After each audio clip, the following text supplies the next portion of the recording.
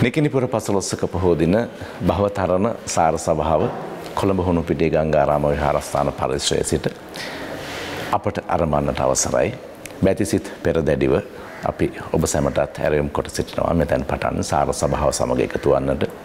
ඔබේ ජීවිතයට බුද්ධ දේශනාව අනුව සාරවත් යමක් සාර සභාව තුළ අප එකතු කරන්නට අපේක්ෂා කරනවා හැමදාමත්.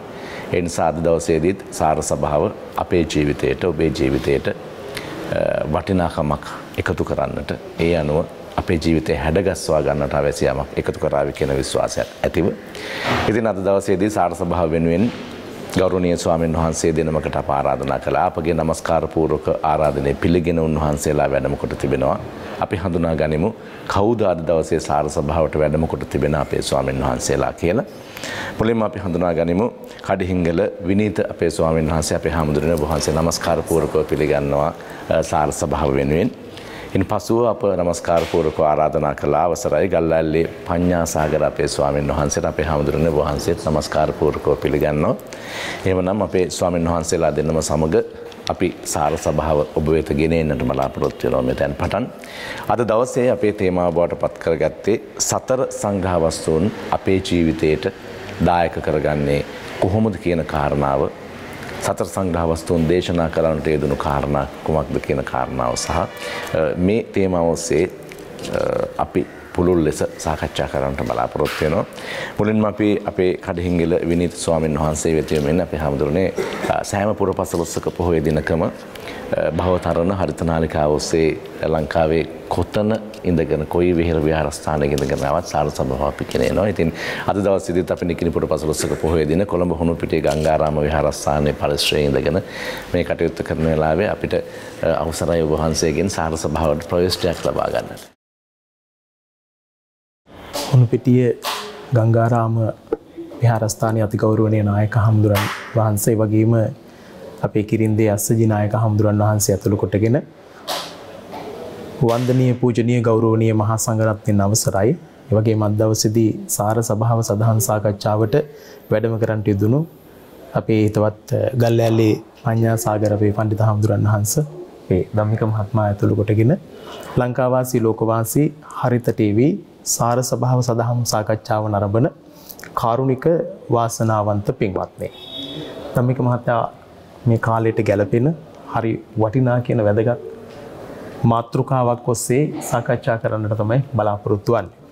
විශේෂයෙන්ම සඳහන් කරනවා නම් අංගුත්තර නිකායේ චතුක්ක නිපාතේ සංග්‍රහවත්තු සූත්‍ර දේශනාවට අනුකූලව දානීය පියවචනයේ අර්ථතරියාව සමානාත්මතාවය කියන මේ කියන කරුණු හතර සතර සංග්‍රහ වස්තු හැටියට දක්වලා තියෙනවා. මේ කියන කරුණු හතරෙන් යම් කිසි කෙනෙක් සංග්‍රහ කරනවා නම් ඒ වගේම ඒ කියන සතර සංග්‍රහ වස්තුත් එක්ක කටයුතු කරනවා නම් හරියට තමන් යන රතේ රෝද දෙක හා සමානයි කියලා බුදුරජාණන් වහන්සේ දේශනා කරන්නට යෙදෙනවා. ඒ නිසා අපි රතයකට ගොඩ වුණාට පස්සේදී රෝද දෙක ශක්තිමත් නම් නැත්නම් රෝද හතර ශක්තිමත් නම් ඒක අපිට බය වෙන්නේ නැතුව යන්නට පුළුවන්කම තියෙනවා. එහෙනම් මේ manuss ලෝකයේ ඇතුලේ ජීවත් වෙනකොට අපි හැමෝටම මේ සතර සංග්‍රහ වස්තුවෙන් සැදුම් ලක්ව කටයුතු කරන්නට සිද්ධ වෙනවා. ඒ සතර සංග්‍රහ වස්තුන් සැදුම් ලක්ව කටයුතු කරනකොට ධම්මික මහත්තයා විශේෂයෙන් සඳහන් කරන්නේ අම්මා තාත්තා දරුවන්ගෙන් පූජාවට ලක් නොවෙනවා නම් ඒ අම්මා තාත්තා ළඟ සතර සංග්‍රහ වස්තුන් නැහැ කියලා. දරුවන් දෙමව්පියන්ගෙන් පූජාවට ලක් නොවෙනවා නම් එතනත් සතර සංග්‍රහ වස්තු නැහැ කියලා තමයි සඳහන් කරන්නේ. යම්කිසි නුවණැත්තෙක් සතර සංග්‍රහ වස්තු අවබෝධ කරගෙන ඒ අනුව කටයුතු කරනවා නම් ඒ පුජ්‍යලයට යසස කීර්තිය වැඩෙන ප්‍රසිද්ධිය වැඩෙන කෙනෙක් බවට පත් වෙන්නට පුළුවන්කම තියෙනවා කියලා බුදුරජාණන් වහන්සේ මේ සූත්‍ර දේශනාවේදී දේශනා කරනවා. ඇත්තටම අපි වර්තමාන සමාජයට මේ සතර සංග්‍රහ වස්තුන් ගලප ගන්නනේ ධම්මික මහත්තයා අපිට ඕනකම තියෙන. ඒ නිසා අපි හැමෝටම මේ කියන මූලික කරුණු අපි හැමෝ ළඟම තියෙනවා. ඒකට අපි ජාතියක් වශයෙන් හුරු වෙලා තියෙනවා. මේ බෞද්ධ දහමත් එක්ක අපි බුදු දහමත් එක්ක කටයුතු කරන්නට පටන් ගත්තට පස්සේදී අපි ජාතියක් වශයෙන් මේකට හුරු වෙලා තියෙනවා. නමුත් ටිකෙන් ටික ඒවා අපි කරන්නේ හරියාකාර සතර සංග්‍රහ වස්තුද කියන එකයි තියෙන ප්‍රශ්නේ. හත්තාලවක කියලා හිටියා උපාසක කෙනෙක්. මේ උපාසක මහත්තයාට ලොකු පිරිසක් හිටියා. දවසක් අලවුනුවර බුදුරජාණන් වහන්සේ වැඩ ඉන්න වෙලාවේදී හත්තාලවක කියන උපාසක මහත්තයා බුදුරජාණන් වහන්සේ මුණ ගැහෙන්න එනවා. ඒ එන්නේ ධම්මික මහත්තයා 500ක් උපාසකයොත් එක්ක. ඒ වෙලාවේ බුදුරජාණන් වහන්සේ හත්තාලවක උපාසකතුමාගෙන් අහනවා බලන්නක උපාසක කියන වචනේ ලේසි පහසු එකක් නෙවෙයි. ඔබතුමා මේ එන පිරිසට කොහොමද සලකන්නේ කියලා. ඒ වෙලාවේ හත්තාලවක උපාසකතුමා කියනවා බුදුරජාණන් වහන්සේ වෙන විදියකට නෙවෙයි සලකන්නේ ඔබ වහන්සේ දේශනා කර සතර සංග්‍රහ වස්තුවෙන් තමයි මං සලකන්නේ කියලා.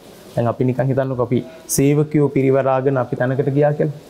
ඒ තැනකට ගියාට පස්සේ අපෙන් අහනවා මේ කොහොමද මෙයාලට සලකන්නේ නේ? සමහරවිට අහනුනේ මේ පුතාට අම්මා සලකනවද? අපච්චි සලකනවද? නැත්නම් ඒ වැඩ කරන ආයතනයේ අය සලකනවද? මේ මහනවනේ අපෙන් ඕන තරම් අහලා තියෙනවනේ.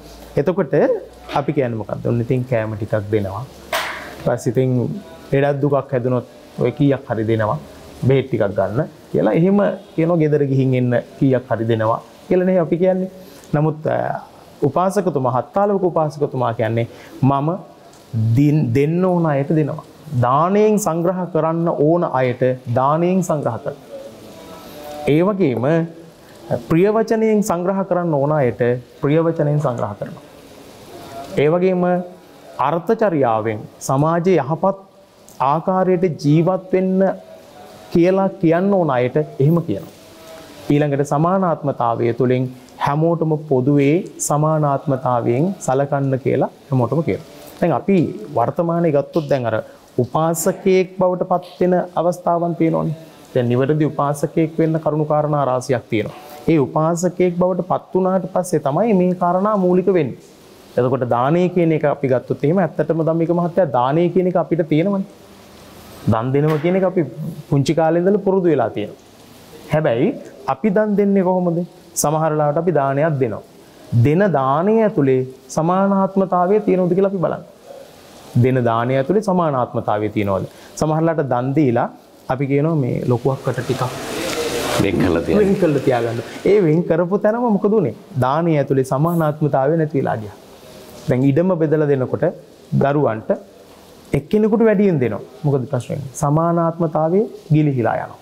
එතකොට දානයේ ඇතුලේ අර සමානාත්මතාවය කියන එක නැති වුණාට පස්සේදී ඒක නිවර්දි දානයක් වෙන්නේ නැහැ.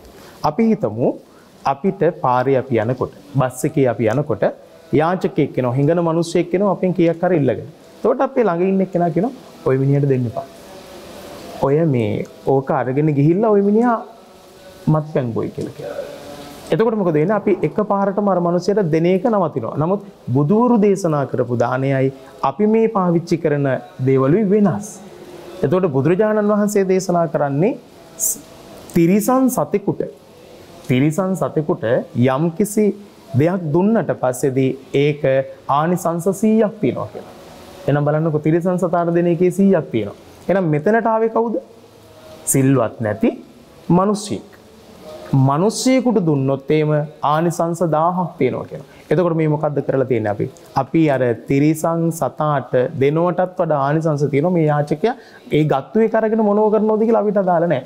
එයා අර්ධවලට කන්න පාන් කෑල්ලක් කන්න සල්ලි ඉල්ලන්න පුළුවන්. අපි ඒක දුන්නොත් එහෙනම් මොකද වෙන්නේ? අපි අර ආනිසංස 1000ක් අපි ළඟට ගත්තා වෙනවා. ඊළඟට අපි හිතමු සිල්වන්ත කෙනෙකුට දුන්නොත් ආනිසංස ලක්ෂයක් වෙනවා. ඊළඟට අපි මහා සංඝරත්නය මූලික කරගෙන යමක් දුන්නොත් අසංකේයයි අප්‍රමේයයි. ඒ තරම් තියෙනවා. එතකොට දැන් සමහර ලාවට අපේ මිනිස්සු මේ දානය කියන එක මූලික කරගත්තට පස්සේදී ඔය කියන කාරණාවලට යන්නේ නැහැ. අපි හිතමු තිරිසන් සතාට දෙනදී අපි සරලව පැහැදිලි කරගමු. අපේ ගෙදර බල්ලෙක් ඉන්නවා. අපේ ගෙදර පූසෙක් ඉන්නවා. අපි ඒගොල්ලන්ට කෑම දෙන විදිය නිකන් හිතන්නකෝ. ඒගොල්ලන්ට කෑම දෙන විදිය අපි කෑම කාලා අවසන් වුණාට පස්සේ කටු ටික සූප්පු කරපු ඒ ටික තමයි බල්ලට දෙන්නේ.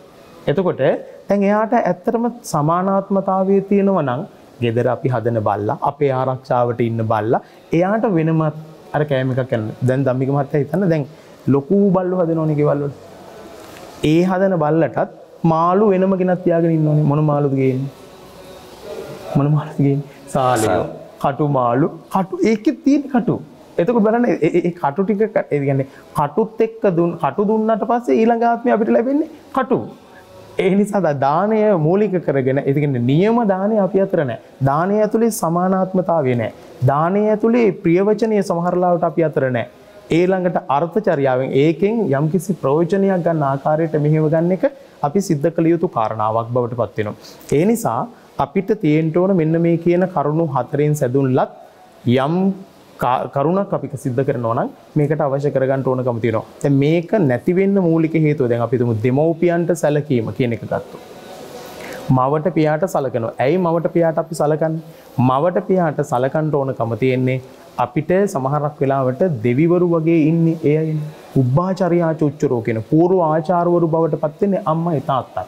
කතිකාචාර්යවරුන්ගෙන් මහාචාර්යවරුන්ගෙන් ඉගෙන ගන්න කලින් අපි තැනකට යන හැටි, තැනකින් එන හැටි, කන බොන හැටි, කතා කරන හැටි, ඇඳුමක් අඳින හැටි, ඒ වගේම ඇඳුමේ කන පිට තෝරගන්න හැටි, හොඳ පිට තෝරගන්න හැටි මේ ඔක්කොම අපි ඉගෙන ගත්තේ අම්මගෙන් තාත්තගෙන්. ඒ නිසා අපිට නියමාකාරයෙන් අපි සලකන්නත් ඕනේ කාටද? අම්මටයි තාත්තටයි. ඉතින් ඒ අම්මටයි තාත්තටයි ඒ වන්දනා දෙන්නේ අපි පූජාච පූජනීයානම් කියලා කියනවනේ. දැන් පිදිය යුතු අය, වන්දනා කළ යුතු අය අපි වන්දනා කළ යුතුමයි. එනිසා ඒ අයට වන්දනා කරනකොට ඒගොල්ලෝ ගත කරන ජීවිතේ කුමක්ද කියන එකට අදාළ නැහැ. අපි ඒගොල්ලන්ට අම්මා තාත්තා හැටියට මේ ලෝකෙට එළිය දීපු අම්මා තාත්තා හැටියට අපිට සලකන්න ඕනකම තියෙනවා. ඊළඟට දෙමව්පියෝ දරුවන්ට සලකන එක. දැන් සිංහලෝවාද සූත්‍ර දේශනාවෙදිත් පැහැදිලි කරනෝනේ යුතුයකම් පිළිබඳව. එතකොට දෙමව්පියෝ දරුවන්ට සලකුවට පස්සේ දරුවන්ගෙන් සමහර වෙලාවට යමක් බලාපොරොත්තු නොවි සමානාත්මතාවය හුරු කරගත්තට පස්සේ එහෙමයි. දැන් සමහර වෙලාවට අපි බැලුවොත් එහෙම ගෙදරක ප්‍රශ්න ඇති වෙන්නෙම ඔය සමානාත්මතාවය නැති නිසා. ප්‍රශ්න ඇති වෙන්නේ එහෙමයි. ඒ වගේම දැන් සමහර වෙලාවට පුතා දුව ඒගොල්ලන්ගේ රැකියාවට අනුව ඒගොල්ලෝ මනින්න පුළුවන්. එයා දොස්තර මහත්තයා, මෙයා ඉංජිනේරු මහත්තයා, මෙයා පොල් කඩන කෙනා, මෙයා ගමේ ඉඩමේ වැඩ කරන කෙනා කියලා අර රැකියාවෙන් උසස් පහත් තත්ත්වයටපත් වෙන්න පුළුවන්කම තියෙනවා. දැන් ධම්මික මහත්තයා නිකන් හිතන්නකෝ අපි මෙච්චර මේ 2500කටත් වඩා කාලයක් බෞද්ධ දර්ශනෙත් එක්ක හිටපු මිනිස්සුනේ. ඉතින් ඒ කාලෙත් අපි ගෙදරට එන රෙදි නැන්දට වෙනම කෝපෙකුයි පිඟානකුයි තිබ්බයි. එතකොට රෙදි නැන්දට පිඟානකුයි කෝපෙකුයි අපි වෙන් කරනවා නම් අපි අතර සමානාත්මතාවය, අපි අතර අර්ථචර්යාව, අපි අතර ඒ කියන අපි යහපත් වචන කතා කරන එක ඒ ගොඩාක් අඩු වෙනවා තියෙනවා. අඩු වෙන දෙන පුටුව පවා තීරණය කරලා තියෙනවා. තීරණය කරලා තියෙනවා. එතකොට අර උස් පහත් ભેදයක් තියෙනකොට එතන සමානාත්මතාවයක් නැහැ. මිනිසුන්ගේ වුණත් එහෙම උස් පහත් ભેදයක් තියාගන්නකොට නැහැ. ඒ නිසා අපි නිකන් කල්පනා කරලා බැලුවොත් එහෙම අපි මේ ලෝකෙන් චුත වෙලා ගිහිල්ලා මොන ලෝකයකට යයිද කියලා අපි දන්නේ නැහැ.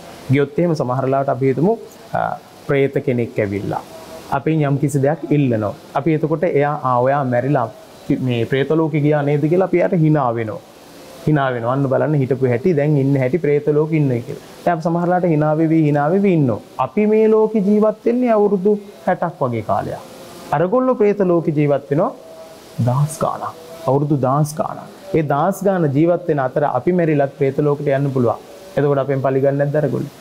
ඉන්නේ නැද්ද බලාගෙන අපි එනවා. අනිවාර්යෙන් ඉන්නවා. ඒ නිසා ඒ ප්‍රේතයෙකුට සැලකුවත් සමානාත්මතාවය තියෙන්න ඕන. අපි හඳුරන්නේ මේ ඔය සාරිපුත්ත මහරහතන් වහන්සේ එක්තරා දවසක උන්වහන්සේ වැඩ ඉන්න වෙලාවේදී එක්තරා ප්‍රේතියක් ඇවිල්ලා වන්දනා කරනවා. ඒ ප්‍රේතිය කළු කුස දුර්වර්ණ වෙච්ච ප්‍රේතියක්. ඒ ප්‍රේතිය වන්දනා කළාට පස්සේ සාරිපුත්ත මහරහතන් වහන්සේ විමසනවා ඔබ කවුද? ඊට පස්සේ කියනවා මීට ආත්ම 5කට කලින් මම ඔබ වහන්සේගේ මෑණියෝ කියලා. මීට ආත්ම 5කට කලින් මම ඔබ වහන්සේගේ මෑණියෝ කියනවා. ඊට පස්සේ අහනවා ඇයි ඔබ මේ? අනේ ස්වාමීනි ඒ කාලේ ඔබ වහන්සේගේ පියා ලස්සන දන්වැටක් පූජා කළා. ඒ දන්වැට දුගී මගී යාචකයන්ට තිරසන් සත්තුන්ට මේ සියලු දෙනාටම පොදුවේ දුන්න දන්වැටක්. මම ඒ දන්වැට විනාශ කළා කිව්වා. ඒ දන්වැට බාර ගන්න ඉන්න මිනිස්සුන්ට දොස් පාරලා මං එලවල දැම්මා කිව්වා. ඒ එලවල දාපු එකේ විපාක නිසා අද මට කිසිදු සැප සම්පත්තියක් නැතුව ප්‍රේත ලෝකේ වැටිලා මේ විදියට ජීවත් වෙනවා කියලා කිව්වා. ඒ නිසා අනේ ස්වාමීනි මට පින් අනුමෝදන් කරන්න. මේ සාරිපුත්ත මහරහතන් වහන්සේට කියන්නේ ආත්ම 5ක් එහා පැත්තේ හිටපු අම්මා ප්‍රේතියක් වෙලා ඇවිල්ලා. සාරිපුත්ත මහරහතන් වහන්සේ බිම්බිසාර මහරජතුමාට මේක මතක් කළා. මොකද ඥාති ප්‍රේතීන්ට පින් අනුමෝදන් කරේ මුලින්ම බිම්බිසාර මහ රජතුමා පැන් වඩලා පින් අනුමෝදන් කරන්නේ. අන්න ඒ නිසා ඒක ඒ වගේ පින්කමක් සංවිධානය කළා. ආවාසයක් සකස් කරලා සාරිපුත්ත මහ රහතන් වහන්සේ තවත් රහතන් වහන්සේලා 3 නමක් වැඩ හිටිය. ඒ උන්වහන්සේලාට ඒක පූජා කළා. ඊළඟට සිව්පසේම භික්ෂුන් වහන්සේලාට දානයක් පූජා කරලා අර ප්‍රේතියට පින් අනුමෝදන් කළා. එදා හවස සාරිපුත්ත මහ රහතන් වහන්සේ ඉදිරියට ඇවිල්ලා දිව්‍යාංගනාවක් වන්දනා කළා. ඊට පස්සේ සාරිපුත්ත මහ රහතන් වහන්සේ අහනවා කවුද ඔබ? ඊට පස්සේ කියනවා අනේ ස්වාමීනි අර දවල් ආපු ප්‍රේතියයි මම. දැන් මට දිව්‍ය සැප සම්පත් තියෙනවා. මට ඉන්න තැනක් තියෙනවා. ඒ වගේම මට යාන වාහන තියෙනවා. ඒ වගේම මට කෑම දිව්‍ය ආහාර ලැබිලා තියෙනවා. මට නාන්න දිව්‍ය පැන් ලැබිලා තියෙනවා. මේ ආදී වශයෙන් තොරතුරු විස්තර කරලා එතුමිය යන්නට යනවා. ඉතින් බලන්න එතන සාරිපුත්ත මහ රහතන් වහන්සේ ළඟ පවා මේ කියන සතර සංග්‍රහ වස්තු තිබිලා තියෙනවා. ඉතින් එහෙම බැලුවට පස්සේදී මේ සතර සංග්‍රහ වස්තු ජීවිතවලට එකතු කරගන්න එක අපිට ඉතාමත් වටිනවා. ඒ නිසා වෙන වෙනම හිතන්නේ නැතුව මූලික අවස්ථාවේ ඉඳලා දානය, ප්‍රිය වචනය, අර්ථචර්යාව, සමානාත්මතාවය කියන එකිනෙකාට තිරසන් සත්‍යයෙන් පටන් ගත්තාට පස්සේ අපි වඳින පුදුන ආර්ය මහා සංඝරත්නය දක්වා, බුදුරජාණන් වහන්සේ දක්වා, සීවලි මහ රහතන් වහන්සේ දක්වා මේ සියලුම රහතන් වහන්සේලා 80 මහා ශ්‍රාවකයෝ දක්වා මේ සියලුම මහ රහතන් වහන්සේලා මේ කියන මේ සියලු දෙනාටම එක හා සමානව තියෙන්න ඕන. තිරසන් සත්තුන්ටද, මිනිස්යන්ටද, പ്രേත ලෝකේ ඉන්න අයටද, අනිකුත් ලෝකවල ජීවත් වෙන අයටද, දෙවියන්ටද හැමෝටම සමානව සලකන්නට පුළුවන්කම තියෙනවා නම් ඒ සතර සංඝ වස්තුවෙන් අපිට ලොකු ප්‍රයෝජනයක් එකතු කරගන්නට පුළුවන් තමයි මහත්තයා. හොඳයි. අද සාර සභාව තුළ අප සාකච්ඡා කරන්නේ සතර සංග්‍රහ වස්තුන් අපේ ජීවිතයට අපි කොහොමද දායක කරගන්න කියන කාරණාව පිළිබඳව. අපි ගල්ලැල්ලේ පඤ්ඤාසාගර ස්වාමීන් වහන්සේ වෙත වෙනුනේ අපේ හැමදෙරෝනේ දැන් පළමු අදහස් දැක්වීමේදී අපේ විනීත ස්වාමීන් වහන්සේ කිව්වේ සතර සංග්‍රහ වස්තුන් දුගී මගී යාචකයන්ට, ප්‍රේතයන්ට, මිනිසුන්ට, මහා සංගරුවනට එතනින් එහාට ගියොත් මහරහතන් වහන්සේලාට පවා පොදු කාරණාවක්. ඒ කටයුතු සිදු කිරීමේදී කළ යුතු ක්‍රමවේදය සහ කුමක්ද කියන කාරණා පිළිබඳව කැමති සාර සභාවට වහන්සේගෙනුත් ප්‍රවේශයක් ලබා ගන්න. සාර සභාව නරඹන හැම දෙනාටම තෙරුවන් සරණ ප්‍රාර්ථනා කරනවා. අපේ කල්යාණ මිත්‍ර කඩිහිංගල විනීත ස්වාමින් වහන්සේගෙන් අවසර නිවේදක ධම්මික මහත්මයා අපි පුංචි කාලේ ඉඳලා බලන කාලයකට පස්සේ මෙහෙම එකට වාඩි වෙලා ඔබතුමත් එක්ක සාකච්ඡා කරන්න ලැබීමත් මම බොහෝ සෙයින්ම සතුටු වෙනවා. එතකොට අපේ මාතෘකාව තමයි සිව් සංගරාවත නැත්තම් සතර සංග්‍රහ වස්තු.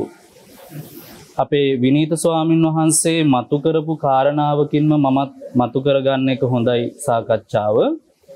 මුන්නහන්සේ මතක් කළානේ ධම්මික මහත්මයා රෝද දෙකක් ගැන.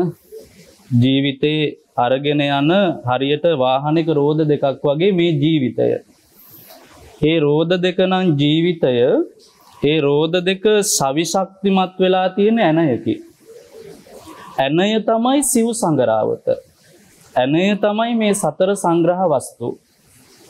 එතකොට බලන්න භාග්‍යවතුන් වහන්සේ අපිට උගන්වනවා මහණෙනි ජීවිතයට බලයක් හදාගන්න. ජීවිතයට බලයක් හදාගන්න. ඇත්තටම ධම්මික මහත්මයා සිව් සංගරාවත කියන්නෙම ලෙඩ නොවි තියාගන්න වැඩපිළිවෙල අපි. කායිකව මානසිකවත්. ඊළඟට දැන් මෙතන ලෙඩ නොවි කියන්නේ අපි දාගන්න ලෙඩ තියෙනවනේ. හදාගන්න උවමනාවෙන් හදාගන්න ලෙඩ තියෙනවනේ. ඒ ලෙඩ නොවි තියාගන්න විදිය. ඊළඟට සතර සංග්‍රහ වස්තු කියන්නේ කෙනෙකුගේ ජීවිතය ආර්ථිකව කඩාගෙන වැටෙන්නේ නැතුව තියාගන්න ක්‍රමවේදය. ඊළඟ එක තමයි මානසිකව වැටෙන්නේ නැතුව ඉන්න විදිය. මේ තුනටම සිව් සංග්‍රහවත උදව් කරනවා. ලෙඩ වෙන්නේ නැතුව ඉන්න, මානසිකව වැටෙන්නේ නැතුව ඉන්න, ඊළඟට ආර්ථිකව පසුබෑමකට ලක් වෙන්නේ නැතුව ඉන්න.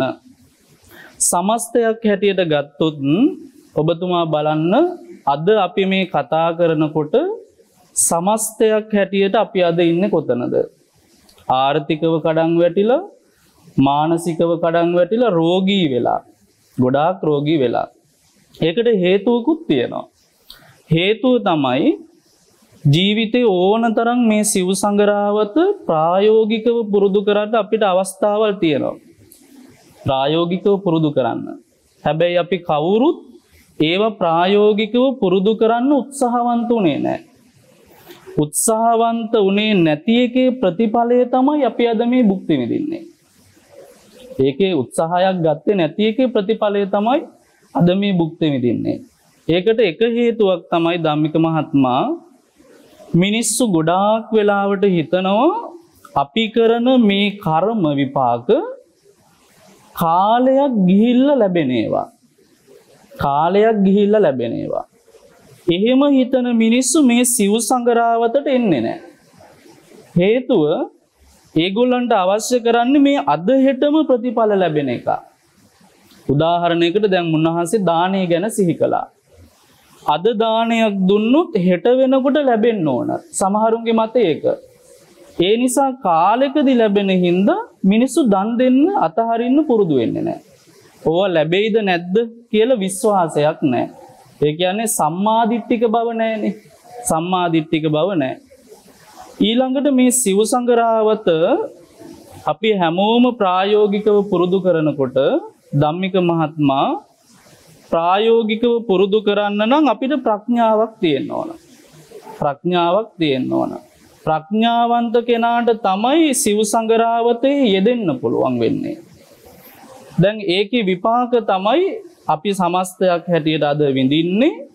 ඊළඟට මිනිස්සු කර්ම විපාක කාලයක් ගිහිල්ලා බලාපොරොත්තු වෙන හින්දා කාලයක් ගිහිල්ලා ලැබෙන ඒවා හින්දා සමහර ඒවා අද ප්‍රතිඵල ගන්න මේ මොහොතේ ප්‍රතිඵල ගන්න බලාගෙන ඉන්න මිනිස්සු මේක කරන්නේ නැහැ. මං යෝජනා කරනවා සාර සභාවේ ඉස්සරලාම අපි මනසින් අයින් කරගන්න ඕන එක තමයි හැම විපාකයක්ම කාලයක් ගිහිල්ලා ලැබෙන ඒවා නෙවෙයි. මේ ජීවිතයේ තව අවුරුදු 3-4කින් ලැබෙන ඒවා අපිට තියෙන්න පුළුවන්. අපිට ඒ මානසිකත්වයේ අයින් කරගත්තොත් මේ සිව් සංගරාවතට ආවොත් ධම්මික මහත්මයා බලන්න මෙච්චර දුෂ්කර කාලයක් වෙලත් ඔබ සිව් සංගරාවතේ යෙදිලා හිටියානම් මොන්න තරම් ආහාර අර්බුදයක් තිබුණත් කවදාකවත් ඔබට බඩගින්නේ ඉන්න ලැබෙන්නේ නැහැ. බඩගින්න ඉන්න ලැබෙන්නේ නැහැ. ඒ සම්මාදිට්ඨික භවෙන් සිව් සංගරාවත ආරම්භ කරලා තිබුණා නම් ඔබට ආහාර පාන කොච්චර හිග වෙලා තිබුණත් කොහෙන් හරි ඔබට ලැබෙනවා. අපි කියන්නේ දීපු කෙනාට කාන්තාරයක ගියත් ලැබෙනවා කියලා කියනවානේ. කාන්තාරයක ගියත් ලැබෙනවා. ඒ නිසා මම යෝජනා කරනවා කර්ම විපාක කාලයක් ගිහිල්ලා ලැබෙනවා කියන තැනම විතරක් ඉන්නෙත් නැතුව මේ මොහොතේ ඉඳලා ඕනම වෙලාවකට අපි කරන කර්මවල විපාක අපිට සකස් වෙනවා කියන මානසිකත්වය හදාගෙන මේ සිව් සංගරාවත ආරම්භන්න අද සාර සභාවෙන්වත් පටන් ගන්න. ඒක තමයි පළවෙනි එක. ඊළඟට ධම්මික මහත්මයා දැන් මුන්නහන්සේ දානය ගැන සිහි කළානේ. දැන් අපි හිතමු කෙනෙකුට භෞතිකව යමක් අතහරින්න නැහැ. දෙන්න අමාරුයි. හැබැයි එයා සිල් රකින්නවා හොඳට. අපි හිතමු සිල් රකින්නවා කියලා. දන් දෙන්න විදිහක් නැහැ. හැබැයි හොඳට සිල් රකින්නවා. සමහර කෙනෙක් ඉන්නවා. තව සමහරෙක් සිල් රකින්නේ නැහැ දන් දෙනවා. එහෙමත් අය ඉන්නෝනේ. සිල් රකින්නේ නැහැ දන් දෙනවා. එතකොට දන් දෙන කෙනා කියනවා සිල් රැක්කට වැඩක් නැහැ දන් දෙන්නයි ඕන කියලා. එහෙම කියනවා දන් දෙන්න ඕනි අනිවාර්යයෙන්ම. එතකොට සිල් රකින්න කෙනාට හිතෙන්න පුළුවන් දාණය දෙන්න විදිහක් නැහැ. හැබැයි මං සිල් රකින්නවා. මං කොහොමද දාණය දෙන්නේ? දැන් අපි කියලා දෙනවා සිව් සංගරාවතේම තියෙනවා එකක් හරියට කළොත් එකක් හරියට මේ හතරෙන් කරගත්තොත් හතරම සම්පූර්ණ වෙන විදිහ. බලන්න සීලය ගන්න. සීලය කියලා කියන්නෙම දානයක්. ඇයි දානයක් වෙන්නේ? සීලයේ තියෙනවා. දැන් අපිට දෙනෝනේ දාන තුන. ආමිස දාන, ධර්ම දාන, අභය දාන. සිල් රැක්කොත් කෙනෙක් ඒ සිල් රකින්න කෙනා අභය දාණය දෙන කෙනෙක් වෙනවා. ආමිස දාන ලක්ෂයක් දෙනවට වඩා ආනිසංසදායකයි අභය දාණය දෙන එක. මට පුළුවන් නම් එක සිල්පදයක් රැකගෙන කවුරු හෝ සත්වයෙක් මං කෙරෙහි තියෙන බයක් තැති ගැනීමක් තියෙනවා නම් මට ඒක මුදවල දාන්න අතහැරලා දාන්න ආමිස දාන ලක්ෂයකට වඩා මෙන්න මේක වටිනවා. අබේ දාන. අබේ දාන. දැන් බලන්න සීලය තුල දාණය නැද්ද? තියෙනවා. ඊළඟට සීලයට එනකොටම ඒ කෙනා තුල ධර්මයක් වැඩෙනවා. ධර්මයක් වැඩෙනවා. බලන්න කොච්චර ලස්සනද කියලා මේ සිව් සංගරාවත. ධර්මයේ වැඩෙනකොට සීලවන්ත කෙනාගේ ස්වභාවය තමයි තමන් අරගන්න අහන ධර්මය තව කෙනෙකුට අහන්න, තව කෙනෙකුට අසන්න සලස්සනෝ, තව කෙනෙකුට කියලා දෙනවා. මීට වඩා කොහෙද අර්ථචර්යාවක් ලෝකේ? නේ? බලන්න. එකම කාරණාවක් සම්පූර්ණ කරනකොට සිව් සංගරාවතටම ඉඩ හැදෙනවා. ඉඩ හැදෙනවා. ඒ නිසා දානය කියන එක අපිට අත්‍යවශ්‍යයි. හැබැයි ඒ දානය දෙන්න අපිට භෞතිකව පහසුකම් නොතිබුණත් ඔබට පුළුවන් නම් සිව් සංගරාවතෙන් ඊළඟට සීලය හරි සම්පූර්ණ කරගන්න. මතක තියාගන්න ඔබ ලෝකයට දෙන්නේ වටින දානයක්, අභය දානය. මේ ලෝකයාම තමන් කෙරෙහි තියෙන බය අතහැර ගන්න පුළුවන් නම්, අත්හරින්න පුළුවන් නම් ඊට වඩා ලෝකේ දානයක් නැහැ. ඊට වඩා එකම දානයයි ප්‍රබල වෙන්නේ ධර්ම දානය විතරයි. එතකොට අබේ දානය දෙන කෙනා ධර්ම දානය දෙන කෙනෙක් බවට පත් වෙනවා සීලය රකින්නකොට. ඊළඟ එක තමයි ධම්මික මහත්මයා මේ සිව් සංගරාවත හරිම විශිෂ්ට එකක්. හරිම විශිෂ්ට එකක්. දීඝනිකායේ ලක්කන සූත්‍රය වගේ අධ්‍යයනය කරනකොට අපිට තේරෙනවා කවුරු හරි කෙනෙක් මේ සිව් සංගරාවත වඩනකොට, පුරුදු කරනකොට, ජීවිතේ පවත්වගෙන යන මේ යකඩ ඇණය ශක්තිමත්ව දරාගෙන ඉන්නකොට, තියාගෙන ඉන්නකොට මේකම ජීවිතේ පුරාවටම පුරුදු කරන්න පුළුවන් නම් බුද්ධත්වයේ පිණිස පවා මේ සිව් සංගරාවත උපකාර වෙනවා. දානය කියන එක අතහැරලා ගොඩාක් අතහැරලා ලෝකේ යන්න පුළුවන් ඉහළම තැනක් තියෙනවා. සක්විති රජකම. ලෝකේ අතහැරීමෙන් යන්න පුළුවන් ඉහළම තැන තමයි සක්විති රජකම. ලෝකේ අතහැරීමෙන් ඊළඟට යන්න පුළුවන් ඉහළම තැන තමයි සම්බුද්ධත්වය. මේ දෙකටම සිව් සංගරාවත උදව් කරන්නේ නැද්ද? උදව් කරනවා. ඇයි? දස සක්විති රජ වත්පිළිවෙත් වල සක්විති රජ කෙනෙක් වුණත් දානය සිද්ධ කරලා තියෙනවා. සම්මා සම්බුද්ධත්වයට පත් වෙන්න ඕන කෙනෙක්ට සම්මා සම්බුද්ධත්වයේ පිණිස දානය තියෙන්න ඕන. සීලය තියෙන්න ඕන. අර්ථචර්යාව, ප්‍රිය වචන. මොකද ප්‍රිය වචන කතා කළොත් තමයි අපි කියන දේවල් මිනිස්සුන්ට විශ්වාස කරන්න හිතෙන්නේ. දැන් ඔබතුමා මම මේ ස්වාමින් වහන්සේ කියන දේවල් මිනිස්සු විශ්වාස කරන්නේ, පිළිගන්නේ අපේ සංසාරික කුසලයක් තියෙනවා. ඒ තමයි සසරෙහි ප්‍රිය වචන පුරුදු කරලා තියෙනවා. සත්‍යවාදී වෙන්න ඕන. සත්‍යවාදී වුණොත් ප්‍රිය වචන කතා කළොත් තමයි අපි කියන ටික පවා මිනිස්සු පිළිගන්නේ. අපි කොච්චර කතාන්දර කිව්වත් වැඩක් නැහනේ. ලෝකයාට ඒක යහපත සැලසෙන්නේ නැත්තම් සමහරුන්ගේ වචන පිපිලා පර වෙලා යන මල් වගේ. ඒ වෙලාවට හරීම ලස්සනයි, හොඳයි. හැබැයි ප්‍රතිඵලයක් නැහැ. එහෙම වෙලා වැඩක් නැහැ. සිව් සංගරාවත සම්පූර්ණ කරනකොට, සත්‍යවාදී වෙනකොට අපි කියන වචන පවා ලෝකෙ පිළි අර ගන්නවා. වචනයකට පුළුවන් ධම්මික මහත්මයා ලෝකයක්ම පෙරලන්න. එක වචනයකට පුළුවන් ලෝකයක්ම පෙරලන්න. එක වචනයකට පුළුවන් මහා දාමරික මිනිස්සෙක් රහතන් වහන්සේ නමක් බවට පත් කරන්න. එක වචනයකට පුළුවන්. එතකොට හිතන්න, ප්‍රිය වචනය, අර්ථචර්යාව, මේ සමානාත්මතාවය, මේවා හැම එකක්ම බුද්ධත්වයේ දක්වාද අපිට උපකාර වන දේවල්. ඊළඟට ඔබ හොඳට දරා ගන්න ඕන එකක් තමයි අපිට පුළුවන් නම් මේ සංගරාවතෙහි යෙදෙන්න. මේ ජීවිතේම ඔබ බොහෝ දෙනාගේ ප්‍රශංසාවට ලක් වෙන කෙනෙක් වෙනවා. ප්‍රශංසාවට ලක් වෙන කෙනෙක් වෙනවා. සමහර මිනිස්සු දකින්න අප්‍රියයි. සමහර මිනිස්සුන්ගේ වචන අහන්න අප්‍රියයි. සමහර මිනිස්සු රැඳෙන තැනක ඉන්න හිතෙන්නේ නැහැ. බලන්න, සිව් සංගරාවතේ යෙදෙන කෙනා බොහෝ කෙනෙකුට ප්‍රියශීලී කෙනෙක් බවට පත් වෙනවා. ඒ විතරක් නෙවෙයි. බොහෝ දෙනාගේ මන වඩන, හිත සනසන ප්‍රියශීලී කෙනෙක් වෙන්න. ධම්මික මහත්මයා බලන්න, ලස්සන රූපයක් තියෙන කෙනෙකුට පුළුවන් තවත් කෙනෙකුගේ ජීවිතය වෙනස් කරන්න. භික්ෂුවකගේ ජීවිතයට පුළුවන් ආකල්පමය වශයෙන් භික්ෂුව කතා කරනකොට, භික්ෂුව වඩිනකොට තව කෙනෙක් නිවන්න පුළුවන්. තව කෙනෙක් නිවන්න පුළුවන්. ඒ හික්මීම කොහෙන්ද ආවේ? මෙන්න මේ සංග්‍රහ වස්තු වලින්. මේ සංග්‍රහ වස්තු වලින් තමයි මේ හික්මීම ආවේ. ඉතින් බලන්න, කියන්න ඕන නැහැ. හැසිරෙනකොටම අපිට පුළුවන් තව කෙනෙකුගේ ජීවිතේ වෙනස් කරන්න. ලෝකේ හොඳම අර්ථචර්යාව තමයි තමන් යහපතෙහි යෙදිලා ඉන්න ගමන් තව කෙනෙක් යහපතට යොමු කරන එක. ඒක තමයි ලෝකේ හොඳම අර්ථචර්යාව.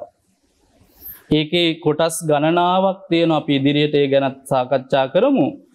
වඩාත්ම අපි අවධාරණය කරගන්න ඕන එක තමයි මේ හතරම එකින් එකට පුරුදු කරන්න ගන්න. ඔබට નિરાයාසයෙන්ම ඒ තුල මේ සියලු දේවල් වලින් නැගී හිටින්න. ආර්ථිකමය වශයෙන්, මානසිකමය වශයෙන්, ඊළඟට ලෙඩ රෝගමය වශයෙන් ඒ වගේ මිදෙන්න නැගී සිටින්න සවිශක්තිමත් බලයක් ඇති ජීවිතයක් බවට පත් කරගන්න පුළුවන්. ඒ නිසයි භාග්‍යවතුන් වහන්සේ අවධාරණය කළේ, මහණෙනි මෙන්න මේ සතර බලය ජීවිතයේ ශක්තිය බවට පත් කරගන්න කියන එක. හොඳයි, සාර සභාව තුල අද දවසේ අපි සාකච්ඡා කරන්නේ සතර සංග්‍රහ වස්තු අපේ ජීවිතයට දායක කරගන්නේ කොහොමද කියන කාරණාව පිළිබඳව. මම හිතන්නේ මේ තේමාව වර්තමානයේට කොයිතරම් ගැළපෙනවාද කියන කාරණාව අපේ ස්වාමීන් වහන්සේ දෙපළම ආරම්භයේ දැක්වූ ඒ අදහස් ඒකල දේශනාවන් එක්ක අපිට පැහැදිලි කරගන්න පුළුවන්. ලෝතර බුද්ධත්වයට පත්වන්නටත් සතර සංග්‍රහ වස්තුන් දායක වනවා නම්, සක්විති රජවන්නටත් ඒ දේවල් වැදගත් වෙනවා නම්, සාමාන්‍ය දිවියක් ගෙවන අපට ඒවා කොයිතරම් වැදගත්ද, ඒවා ඒ හැටි පුරුදු කරගන්නට පුළුවන් නම් කොයිතරම් වටිනවද කියන කාරණාව මේ මූලික සාකච්ඡාවේදීම අපිට වැටහෙනවා. ඉතින් අපි මේ තවදුරටත් ගැඹුරින් සාකච්ඡා කළ යුතුයි මේ විරාමයෙන් පස්සේ.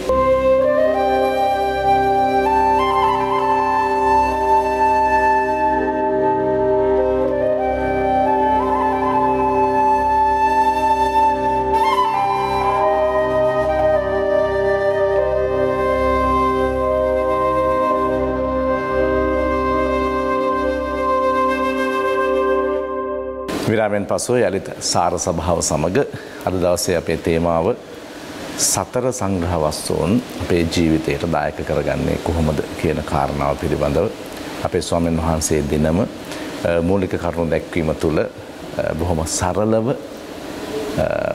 අපට තේරුම් ගත හැකි ක්‍රමවේදයකට අනුව ලෝතර බුදුරජාණන් වහන්සේගේ දේශනාවට අනුව ඒ සූත්‍ර දේශනාවන් තුළ මේ පිළිබඳව කියවී තිබෙන්නේ, ලියවී තිබෙන්නේ කොතනද කියන කාරණාව පවා අපිට උදාහරණ ලෙසගෙන හැර දක්වමින් සඳහන් කළා අපේ හාමුදුරුවනේ. අපි තවදුරටත් සාර සභාව තුළ සතර සංග්‍රහ වස්තුන් අපේ ජීවිතයට වටින්නේ ඇයි, සහ අපි මේවා අපේ ජීවිතයට ළඟා කර ගැනීම තුළ අපිට ලැබෙන සුවය කුමක්ද කියන කාරණාව පිළිබඳව පැහැදිලි කරගන්න. ඔව් ධම්මික මහත්තයා, මේ ඇත්තටම අපි අපේ නිවස කියන කුටුම්බිය ඇතුලේ අපි ජීවිතේ විඳිනවා මිසක් විඳවීමක් කරන්න අවශ්‍ය නැහැ.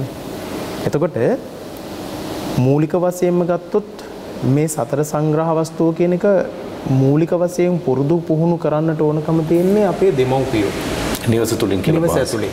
ඒ දෙමව්පියෝ පුරුදු පුහුණු කරන්නේ කොහොමද? සමහරවිට අපි ඒක ඇත්තට ගියොත් එහෙම දැන් සමහර වෙලාවට දැන් අපි ප්‍රිය වචනය කියන එක ගත්තොත් නිවාසයක් ඇතුලේ ප්‍රශ්න වැඩිපුරම ඇති වෙන්නේ ආදරණීය වචන නැති නිසා. ගොඩක් වෙලාවට ඒ ආදරණීය වචන අපිට කතා කරන්න පුළුවන්කම තියෙනවා. ආදරය කියන එක, මෛත්‍රිය කියන එක රඳා පවතින්නේ මේ වචන මත. අපි හඳුරු මතක් කළා වගේ ඒ වචනයකින් පුළුවන් ලෝකයක් පෙරලන්න පුළුවන්. මිනිහෙක් මරන්නත් වචනකින් පුළුවන්කම තියෙනවා. ඒ වගේම මිනිහෙක් ජීවත් කරවන්නත් වචනකින් පුළුවන්කම තියෙනවා. එනිසා එදිනෙදා සමාජය තුළ අපි විවාහ ජීවිතයේ රඳා පවතින සමහර ලාවට මේවා අපි අර සමහර වෙලාවට ගොඩක් වැඩ කටයුතු තියෙන අපි හඳුනන අපිට කිසි දෙයක් කරගන්න බැරි වෙලා තියෙන්නේ අපි යම් තැනක අර නිවරදි දැන් අර හත්තාලවක කියන උපාසකතුමා ගැන බුදුරජාණන් වහන්සේ ඔහු ගියාට පස්සේ භික්ෂුන් වහන්සේලාට වෙනම කතාවක් කියනවා. භික්ෂුණී මෙයා ළඟ තියෙනවා ආශ්චර්යමත් කරුණු 8ක්. ඒ ආශ්චර්යමත් කරුණු 8 අතර පළවෙනි එක තමයි එයා හරිම සද්ධා සම්පන්නයි. සද්ධාව තියෙන. ඊළඟ එක කියනවා එයා හරිම සීල සම්පන්නයි. ඊළඟ කාරණාව කියනවා පවට බයයි. පවට ඊළඟ කාරණාව ලැජ්ජයි. ඊළඟ කාරණාව කියනවා බහුශ්‍රතයි. ත්‍යාගවන්තයි. ඒ වගේම ප්‍රඥාවන්තයි. හැබැයි අල්පේච්ඡයි. මේ කරුණු 8 පැහැදිලි කරනවා. එතකොට සද්ධාවන්ත කෙනා සද්ධාව නැති කරගන්න නැත. සමහර ලාවට දන් දෙන කෙනෙක් ගත්තොත් ඒ දන් දෙන කෙනා කියනෝනේ මේ පින් ඕනේ නැහැ. පින් ඕනේ නැහැ කියලා දැන් මම මේ දැක්කා දැන් අපේ හඳුරු සීලය පිළිබඳව අපේ හඳුරු කතා කරනකොට මේ මම මේ ප්‍රායෝගික අත්දැකීමක් කියන්නේ මේ දානේ ගේන මිනිස්සෙක් හිටියා. ඒ මිනිස්සයාට දැන් දානේ ගෙනාවහම පින් දෙනවනේ. පින් අනුමෝදන් කරනෝනේ. ඒ පින් අනුමෝදන් කරන මුලින් අපි පන්සිල් දෙනකොට අපි හඳුනන්නේ මේ මිනිස්සයා මේ සුරාමේරේ මජ්ජපමා දට්ඨානා වේරමණී සික්ඛාපදං සමාදියාම කියන එක කියන්නේ. දෙවෙනි අවුරුද්දෙත් මම ඕක කිව්වා. ඒ කියන්නෙත් නැහැ. තුන්වෙනි අවුරුද්දෙත් ඕක කියලා මම ඇහුවා. ඇයි අයියෝ ඔයා ඒක කියන්නේ නැති කියලා. නෑ හඳුනන්නේ ඒක කියලා වැඩක් නැහැ. හවසට කොහොමද කැඩෙනවනේ. ඒ නිසා බොරු කියන්න ඕනේ නැහැ කියලා කිව්වා. නමුත් ඒක නෙමෙයි සීලය කියලා කියන්නේ. අපි හිතමු තප්පරයේද ඇසිපිය හෙලන මොහොතක්ද විනාඩියක්ද දෙකක් ගොඩාක් පන්සිල් ගන්න අය අපි හඳුන්නේ කරන වැරද්දක්. ඔය සුරාමේරේ මජ්ජපමා දට්ඨානා කියන වැඩිපුර කරන නිසා කියන්නේ නැතුව ඉන්නවා. නෑ. ඒක සමහර වෙලාවට මේ මිනිස්යාර බාර් එක ළඟට යනකම් හරි ඒ ශික්ෂාපදේ සමාදන් වෙලා ඉන්නේ. ඒ කියන්නේ වහන්සේ කියන්නේ පන්සිල් ගන්න කෙනෙකු සිල්පද 5 රකින්න වේලාව නෙවෙයි වැදගත් පන්සිල් සමාදන් වීම කියන කාරණා. පන්සිල් සමාදන් වීම සඳහා ඒ අදාළ කාල ඒ කියන්නේ මම කියන්නේ ඒක අපි හඳුන්නේ නොගන්නෝට සමාදන් නොවෙනෝටම වඩා සමාදන් වෙලා තප්පරයක් හරි රකින්න පුළුවන් දැන් මම අඩුම තරම ඉතුරු ගාත ටික කියනකම් හරි අර මිනිස්සයා ඒ ටික රැකගෙන ඉන්න ඕන දමිරු මහත්තයා නේද? ඉතින් අපි තුල තියෙන්න ඕන අන්න ඒ නිවර්දිතාවය. සමහර අය කියන පින් ඕන්නේ දන් දෙනවා. පින් ඕන්නේ මේක කරන්නේ අපි මේ තාත්තට පින් දෙන්න. අපිට පින් ඕනේ නැහැ. එයාට පින් දෙන්න මේක කරන්න කියලා. ඒ වගේ නිකන් අර සද්ධාව නැති වුණා. දැන් සද්ධාව නැති උපාසකවරු ඇත්තටම අර සීලයත් ඒ පැත්තෙන් නැති වෙලා යනවා. ඊළඟට ත්‍යාගවන්ත භාවයත් නැති වෙනවා. ඒගොල්ලන්ගේ ජීවිතය ඇතුලේ අල්පේච්ඡ භාවයත් නැති වෙනවා. බහුශ්‍රත භාවයත් නැති වෙනවා. දැන් බලන්නකෝ දාණයට ගරහන අය කොච්චරක් ඉන්නවද කියලා.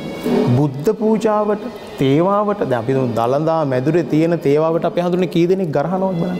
දැන් චෛත්‍ය රාජානන් වහන්සේ වටා අර පළඳවන කංචුක පූජාවට කොච්චර මල් පූජාවට කොච්චර අපහාස කරනවද බලන්න. සමහර ලාවට කියනවා මේ කඳු ගණන් කිරිබත් ගොඩ ගහනවා චෛත්‍ය ඉස්සරහ කියලා. එතකොට එකම තැනකින් හදලා අපේ හාමුදුරනේ එකම ගෙදරකින් බත් කන්දක් ගෙනල්ලා පූජා කරන්නේ නැහනේ. ගෙවල් දසදහසකින් අර කිරිබත් කෑල්ල තථාගතමාමෑණී බුදු පියාණන් වහන්සේ වෙනුවෙන් සෑයට පූජා වෙනකොට තමයි කන්දක් වෙන්නේ. ඒ කන්දක් ලබන්න පින් තියෙන්නේ අපේ බුදුරජාණන් වහන්සේ පුණ්‍යවන්ත නිසා. ඉතින් ඒ කාගේවත් පිනට අපි ගරහන්න දැන් ගොඩාක් වෙලාවට තියෙන සමහරලාට යන්නේන යාන වාහන වලට කියන එක විදිහට කියනෝනේ මේ අපාය කියලා එකක් නැහැ. ඒ දිව්‍ය ලෝකේ තියෙන්නේත් මෙහෙමයි. ඔය අපායට කියන්නේ ඔය මුඩුක් ගෝල ජීවත් වෙන මිනිස්සු ඔය අපාගත ජීවිතයන් ගත කරන්නේ. ඒක බහුසුද්ධ භාවය නැතිකම මේ තියෙන්නේ. ඒ වගේ මිනිස්සුළු අපායේ ඉන්නේ. දැන් පාරේ මේ අපි හිතමු පාර සුද්ධ කරන අපේ නගර සභාවේ වැඩ කරන අය අන්න අපායේ අයලු. ඒගොල්ලෝ අපාය අය නෙමෙයි.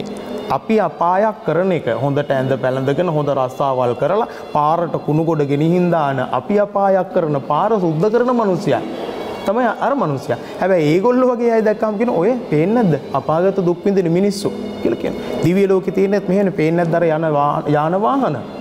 අර පාවිච්චි කරන වාහන, සුභභෝගික වාහන, ඉන්න ගෙවල්. ඉතින් ඒ යාන වාහන පාවිච්චි කරන්නේ ඒ දිව්‍ය ලෝකේ නෙමෙයි. දිව්‍ය ලෝකේ මොන දෙවියද අපේ හඳුරන්නේ කොහෙවත් තැන් වල ඉඳන් කතා කරන්නේ දිව්‍ය රථයට ෆිනෑන්ස් ගෙවා ගන්න බැරුණා කියලා. මේ දිව්‍ය රථයට ෆිනෑන්ස් ගෙවා ගන්න බැරුණා හරි අමාරුයි මේ කාලේ කියලා දිව්‍ය ලෝකේ කතා වෙන්නේ නැහනේ. එතකොට ඒ දිව්‍ය සැප සම්පත් කියන්නේ ඒගොල්ලෝ අරගෙන ගිය එකක් මිසක් අපි ආයේ පින් දීලත් වැඩි කරන්න ඕන එකක් නෙමෙයි. හැබැයි මනුස්ස ලෝකේ ජීවත් වෙන මිනිසයා එයා කරපු පෙරපිනට ලැබිච්ච වාහනේට සමහර ලාවට ෆිනෑන්ස් එක ගෙවා ගන්න බැහැ. ඉතින් ඒ දෙයියෝ නෙමෙයි. සැප සම්පත් විඳින මිනිස්සුයෝ. එතකොට ඒ සමහරක් වෙලාවට ඒ සැප සම්පත් විඳින මිනිස්සයා පුරාණේ කරපු පිනක් වෙන්න පුළුවන්. ධම්මික මහත්තයා ලස්සන තැනක් අපේ හඳුන මට මතක් වෙනවා විසාකාව. විසාකාව මිගාර සිටුවරයාගේ ගෙදරට ගියාට පස්සේ මිගාර සිටුවරයා විසාකාවට දවසක් කියනවා මේ දියණිය ලේලිය රහතන් වහන්සේලා වැඩිය කියලා. ඉතින් රහතන් වහන්සේලා කියලා විසාකාව හිතන් ඉන්නේ අපේ රහතන් වහන්සේලානේ. බුදුදහමට අනුව ඉන්න නික්ලේසී මහ රහතන් වහන්සේලා. ඉතින් ලස්සනට අපේ හඳුරු මතක් කළා වගේම රූපයෙන් යම් කිසි කෙනෙකුට හාමුදුරුවනේ කියන වචනය ගත්තොත් අපි හිතනවා හදවත මුදු කරන්නා වූ රූපයක් ඇත්තාට අපි කියනවා හාමුදුරුවෝ කියලා. එතකොට අර වැඩිය මහරහතන් වහන්සේලා විසාකාව දවස් දෙකක් දැකලා තිබුණේ නැහැ මහරහතන් වහන්සේලා. ඒ කියන්නේ අවුරුදු 20ක විසාකාව බුදු රජාණන් වහන්සේගේ අග්‍ර දායිකාව බවට පත් වෙලා කසාද බැඳලා ආවේ මිත්‍යා දෘෂ්ටික ගෙදරකට. දවස් දෙකක්වත් මහා සංගරුවන බලන්න නැතුව ඉන්න බෑ විසාකාවට. මහා රහතන් වහන්සේලා වැඩිය කියපු ගමම දුවගෙන ගියා. සාලෙට යනකොට කවුද හිටියේ? නිගණ්ඨ. දැක්ක විතරයි චීනොදකින් කියලා කියුණා. ඇඳුමක්වත් නැති අර නිගණ්ඨනාත පුත්තලා එතන ඉන්නකොට ඒක දැක්ක විතරයි නිගණ්ඨනාත පුත්ත කිව්වා මිගාර සිටුවරයට ඔය ගෙනල්ලා තියෙන්නේ මූසලියක් කිව්වා. දැම්ම ගෙනihin දාන්න කියලා කිව්වා. ඊළඟ දවසේ සුවඳල් හාලෙන් හදාපු කිරිබතක් සුවඳක ගහ අනුභව කරනව කවුද? මිගාර සිටුවරයා. ස්වාමීන් වහන්සේ නමක් අපේ හඳුරු වැඩිය පිණ්ඩපාතේට. පිණ්ඩපාතේ වැඩපු වෙලාවේදී දැන් විසාකාව හිතන්නේ මොකද්ද? අපේ මාමණ්ඩි පිණ්ඩපාතේ දෙයි මේ ස්වාමීන් වහන්සේ දුන්නේ නැහැ. තනියම කෑවා. ඊට පස්සේ කිව්වා ස්වාමීනි බලන්නකෝ අපේ මාමණ්ඩි පුරාණේ වළඳනවා කිව්වා. පුරාණේ කියන්නේ මොකද්ද? පරණදී. පරණ වෙච්ච දේවල් අපි කවුරු හරි කිව්වොත් ඉඳුල් කනවා, පරණ දෙයක් කනවා. එහෙම කියලා කිව්වොත් එහෙම ඔයාගේ තියෙන එක පරණයි කිව්වොත් ටිකක් මිගාර සිටුවරයට කේන්ති ගියා. ඒවලෙම බැන්නා. අන්න බලන්න පරණ දේ. එතකොට විසාකාව කියනවා මාමණ්ඩි මම පුරාණේ වළඳනවා කියලා කිව්වේ ඔයා පරණ වෙච්ච ඒවා කනවා කියන එකට නෙවෙයි. මම කිව්වේ පෙර සංසාරේ දීපු දේ ලැබිලා ඔයා කනවා. ඔය කිරිබත් ටිකනොත් ටිකක් පූජා කළා නම් ආයිත් දෙනවා ඔයා.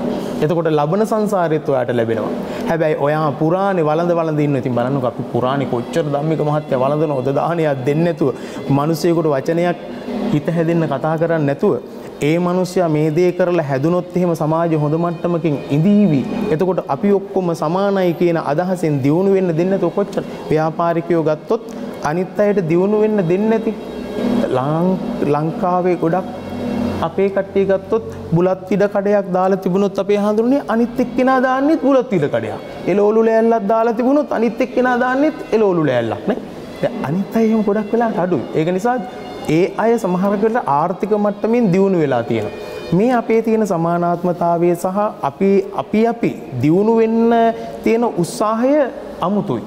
ඒක නිසා ඇත්තටම අපි කරන්න ඕනේ මේ කියන සතර සංග්‍රහ වස්තු අපි හැමෝ ළඟම තියෙන්න ඕනේ. ඒක අර මම මුලින් මතක් කළා වගේම තමයි මේක මහත්තයා තිරිසන් සතාගෙන් පටන් ගත්තට පස්සේදී හැම දිනාටම මේක යන්න ඕනකම තියෙනවා. ඒ නිසා ඒ අයත් කවදා හරි දවසක මනුස්ස ජීවිතයක් ළඟා කරගෙන මේ ඉන්න අය. දැන් අපි බලමු මේක නැත්තේයි කියලා. බලන්නකෝ දැන් සමහර ලාවට අම්මලා තාත්තලා සහ දරුවෝ අතර ඇති වෙන ප්‍රශ්න නඩුහම පවා යන්න පුළුවන්කම තියෙනවනේ. දෙමව්පියෝ අතර තියෙන යන අවස්ථා තියෙන්නේ. ඒ කියන්නේ අම්මලා තාත්තලා මරණවනේ.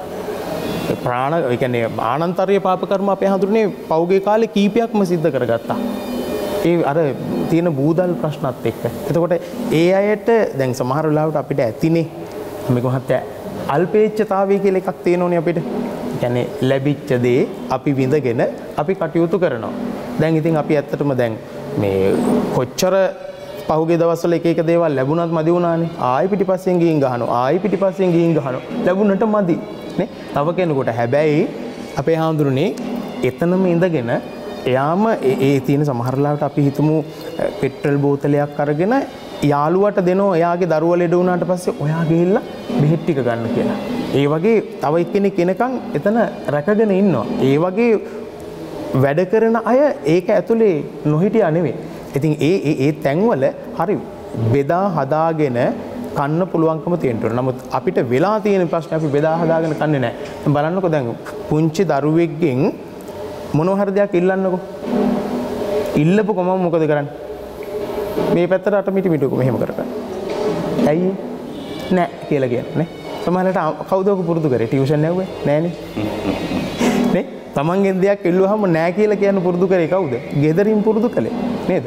අම්මගේ අතේ මේ වෙලනකොට කියනවා කපුට ගෙනිච්ච කියලා කියනවා. ෂෝ කපුට ගෙනිච්ච. දැන් මං සමහර ලාවට අපේ හඳුරන්නේ හිතනවා මේ කපුටා පුදුම තරම් වදකාර සතෙක් සහ පෙන්වන්න බැරි සතෙක් මට. ඇයි?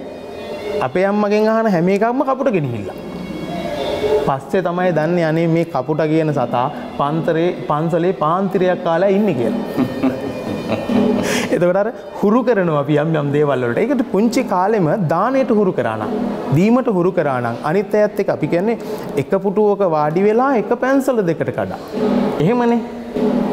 එතකොට දැන් අනිත් එක්කෙනාට පෙන්වන්න එපා, අනිත් එක්කෙනා මේ தත්ත්වයටපත් වෙන්න එපා කියලා. දැන් අපි ධම්මික මහත්තයා කල්පනා කරන්න ඕනකම තියෙන්නේ මගේ දරුවා ඉගෙන ගන්නකොට අනිත් දරුවා ඉගෙන ගන්න එකට මම අකමැති නම් එතන වෙන්නේ මොකද්ද? මගේ දරුවා විශ්වවිද්‍යාලෙ ගිහිල්ලා රස්සාවක් කරනවා, අනිත් දරුවා ඉගෙන ගන්න නැතුව හොරෙක් වෙනවා. එහෙනම් කාගේ ගේද කඩන්නේ? අපේ ගේම. එහෙනම් කවුද ඒ හොරෙක් හදලා තියෙන්නේ?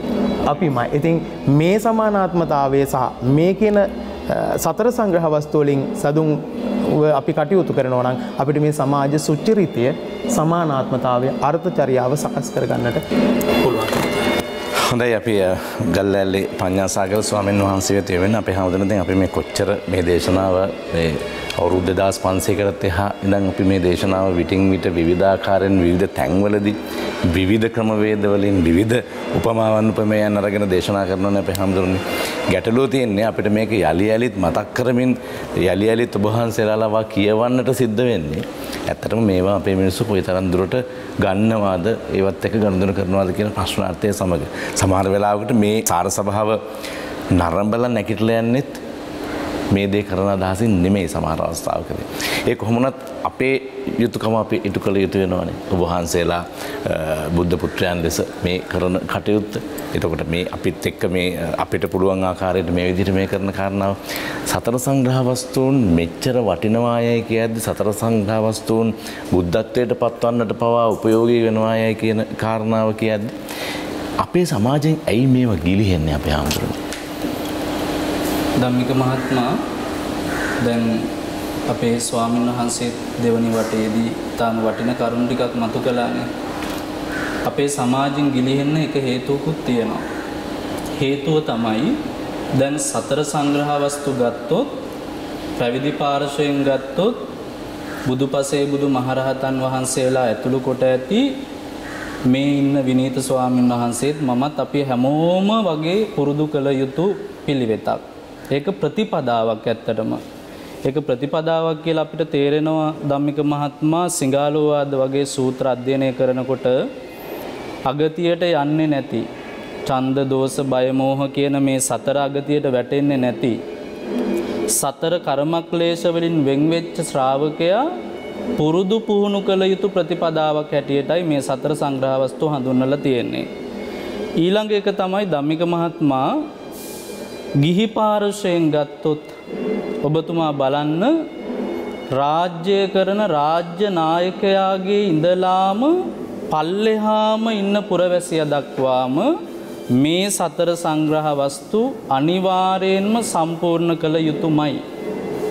රජ්ජුරුවන්ගේ ඉඳලා අනිවාර්යෙන්ම සම්පූර්ණ කළ යුතුමයි. දැන් බලන්න පහුගිය කාලේ අපිට මේ වෙච්ච අත්දැකීම්, මුහුණ දුන්න වෙන්න මේ සිදුවන අත්දැකීම්. අපේ රටේ ගොඩාක් මිනිස්සු ආර්ථිකව කඩන් වැටුණානේ. ගොඩාක් මිනිස්සු ආර්ථිකව කඩන් වැටුණා. මම හොඳට දන්නවා මම නුවරඑළිය පැත්තේ ස්වාමීන් වහන්සේ නමක්. අදටත් ඒ මිනිස්සු වගා කරගන්න බැරුව දුක් විඳින හැටි. මගේ තාත්තත් ගොවියෙක්. ඉතින් මම ඒක දන්නවා. එතකොට බලන්න මෙතන දැන් දානේ ප්‍රිය වචනේ අර්ථචර්යාව සමානාත්මතාවය කියනවනේ අපි. දානය කියන්නේ මේ භෞතිකව ආහාර පාන විතරක්ම දෙන එක නෙවෙයි. බීජ ටිකක් කෙනෙකුට වගා කරන්න දෙනවා නම් ඒකත් දානය. ඒකත් දානය. දැන් දීඝනිකායේ එක සූත්‍රයක තියෙනවා ධම්මික මහත්මයා අනාගතයේ දුර්භික්ෂය දැකලා අනාගතයේ දුර්භික්ෂයක් ඇති වෙන්න පුළුවන් කියලා දැකලා පුරෝහිතයෙක්ගේ ප්‍රඥාව නිසා රට ස්වයං පෝෂිත කරන්න ඒ ප්‍රඥාව උපයෝගී කරගෙන මිනිස්සුන්ගේ අසරණකමට පිළියමක් යොදපු අවස්ථාවක්. එතකොට රජ්ජුරුවන්ගෙත් යුතුයකමක් තියෙනවා දානය කියනකොට දුගී මගී යාචකාදීන්ගේ ඉඳලා නැති බැරි මිනිස්සුන්ට දන් දෙන එක විතරක් නෙමෙයි. මිනිස්සු රටේ දුප්පත් නම් දුප්පතා නැගී සිටවන්න රජ්ජුරුවන්ට දායකත්වයක් සලසන්න ඕන. රාජ භාණ්ඩාගාරයේ තියෙන දේවල් මිනිස්සුන්ට බෙදලා දෙන එක සිද්ධ කරන්න ඕන. ඊළඟට මම සිහිපත් කළා වගේ බීජ ටිකක් හරි කෙනෙකුට නැගී සිටවන්න දෙන්න පුළුවන් නම් හේතුව බලන්න සීහනාද වගේ සූත්‍ර අධ්‍යයනය කරනකොට තේරෙනවා මිනිස්සුන්ට තියෙන ලොකුම ප්‍රශ්නයක් තමයි මේ කාමභෝගී මිනිස්සුන්ට දාලිද්‍යම් භික්කවේ දුක්ඛන්නේ. මහණෙනි දිලිඳුකම කියන්නේ මිනිස්සුන්ට දුක. දිලිඳුකම දුක. දිලිඳුකම නැමැති දුකට පත් වුණාම ඒ මිනිස්සු ඊළඟට දිලිඳුකම නැති කරගන්න හොරකම යනවා. දැක්කද අර්ථචරියාව නැති වෙන විදිය. දිලිඳුකම ඇති වෙච්ච දවසේ ඉඳලම දිලිඳු බවට පත් වුණාම තමන්ගේ ආර්ථිකය කඩාගෙන වැටුණාම හොරකම යනවා. දැන් ලෝකේ ගොඩාක් මිනිස්සු ලංකාවේ කොච්චර බයෙන් ජීවත් වෙනවද කියලා බලන්න.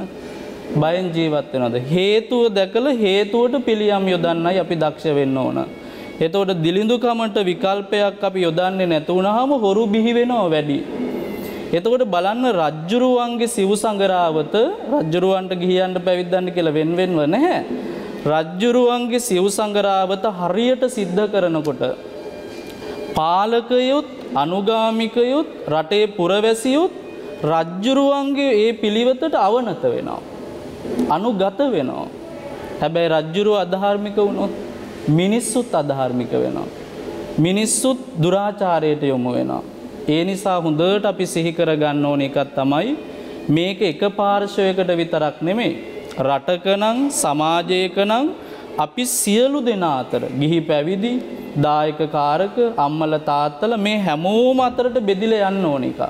හැමෝම අතර ක්‍රියාත්මක වෙන්න ඕන එක. ඒක හරියටම කෙරෙන්නේ නැති තැන තමයි මේ කඩාගෙන වැටීම සිද්ධ වෙලා තියෙන්නේ. ඊළඟට හොඳ තැනක් තියෙනවා ධම්මික මහත්මයා ජාතක පොත් වහන්සේගේ හරි ලස්සන ජාතකයක් තියෙනවා. මම ඊටාම කෙටියෙන් සිහි කරන්නම්. අපිට ලස්සන උපදේශයක් මේකේ ලබලා දෙනවා. ඔබතුමත් දන්නවා ඇති සාරිපුත්තයන් වහන්සේගේ ශිෂ්‍යයන් වහන්සේලා 500ක් විතර දේවදත්ත හාමුදුරුවොත් එක්ක දවසක් ගයාවට වඩිනවා. උන්වහන්සේගේ පසුපස්සෙන් යනවා. සාරිපුත්ත මහරහතන් වහන්සේට භාග්‍යතුන් වහන්සේ වදාළ සාරිපුත්ත මේ අනුගාමික මේ භික්ෂූන් වහන්සේලා හොඳට මුහුකුරාගේ ප්‍රඥාවක් තියෙන අය. ඔබ වැඩලා ධර්මයේ දේශනා කරන්න. ධර්මයේ දේශනා කළා ආපහු වඩිනකොට සාරිපුත්තයන් වහන්සේ 500ක් එක්ක තමයි භික්ෂුන් වහන්සේලා වඩින්නේ. භික්ෂුන් වහන්සේලා භාග්‍යතුන් වහන්සේට කියනවා ස්වාමීනි බලන්නකෝ මේ සාරිපුත්ත මහරහතන් වහන්සේගේ තේජවන්ත බව. බලන්නකෝ මේ සාරිපුත්ත මහරහතන් වහන්සේ වඩිනකොට කොච්චර ලස්සනයිද 500ක් පිරිවරාගෙන. ඊටාම කෙටියෙන් සිහි කරගත්තොත් ධම්මික මහත්මයා උන්වහන්සේ පෙන්නනවා සාරිපුත්තගේ මේ පරිවාර සම්පත්තිය මේ ජීවිතේ විතරක් නෙමෙයි ලක්කන මිග ජාතකය උන්වහන්සේ දේශනා කරනවා. ඊටාම කෙටියෙන් මම කියන්නම් 500ක් ගානේ බෝසත් මුවා තමන්ගේ පුතාලා දෙන්නට ලක්කනයි කාලයි 500 බාර දෙනවා. හරිම වටින උපදේශයක් මෙතන තියෙනවා.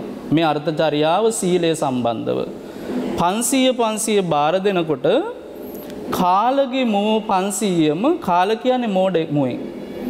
මෙයා දන්නේ නැහැ එළියට යන්න ඕන විදිහ, කැලෙන් ඇතුළට එන්න ඕන විදිහ, එළියට යන්න ඕන විදිහ, යා යුතු මාර්ග මේ මොකක්වත් දන්නේ නැහැ. නායකයෙක් වුණාම හරි දැක්මක් තියෙන්න ඕනනේ. ලක්කනට ඒ පාණ්ඩිත්‍ය බව තියෙනවා. බෝසතාණන් වහන්සේ කියනවා මට දැන් මේ පිරිස රකින්න බෑ. මං හරීම වයසක කෙනෙක්. ඒ නිසා ඔය දෙන්න මේ පිරිස ආරක්ෂා කරගන්න. ගොයම් පැහෙන කාලෙට මෝ එළියට ගිහිල්ලා ගොයම් කනවා. මිනිස්සු මරනවා. අන්තිමේදී බෝසතාණන් වහන්සේ කියනවා කන්දක් පාමුලට එක පර්වතයක් පාමුලට ගිහිල්ලා ටික කාලයක් මිනිස්සුන්ගේ මේ ගොවිතැන් කටයුතු ටික ඉවර අස්වැන්න නෙලා ගන්නකම් ඉන්න. ඒ පැත්තට වෙලා ඒකට අනුගත වෙන්න හුරු වෙන්න. ටික කාලයක් ඉන්න. ලක්කන මුවත් 500ක් පිරිවරාගෙන එතන ඉන්නවා. හැබැයි කාලමුවාගේ පිරිසයි යා යුතු මාර්ගය දන්නෙත් නැහැ. එළියට එන්න ඕන වෙලාව දන්නෙත් නැහැ. මිනිස්සු මොකද කරන්නේ? මෝ එළියට එනකොට මෝ යන්නේන මාර්ග බලාගෙන ඉඳලා මරනවා. විදලා මරනවා. අන්තිමේදී මම මේ තාම කෙටියෙන් සිහි කරන්නේ කාලමුවාට වෙන්නේ 500ක්ම පිරිස නැති කරගෙන තනියෙන් ඉන්න. ලක්කන මුවා 500ක් තියාගෙන 500ම ආරක්ෂා කරගෙන ආහාර පාන නැති වුණා කියලා, හාල් කන්න නැති වුණා කියලා, වී කරා ගන්න නැති වුණා කියලා ඒවට යන්න දුන්නේ නැහැ. පරිස්සම් කරගත්ත පිරිස.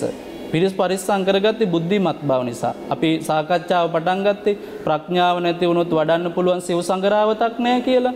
එතකොට බලන්න 500ම රැකගත්තා. 500ම රැකගත්තට පස්සේ දේශනාවේ තියෙන හරි ලස්සන ගාථාවක්. හරි ලස්සන ගාථාවක් තියෙනවා පටිසන්තාර උත්තස්ස ආචාර කුසලෝසිය.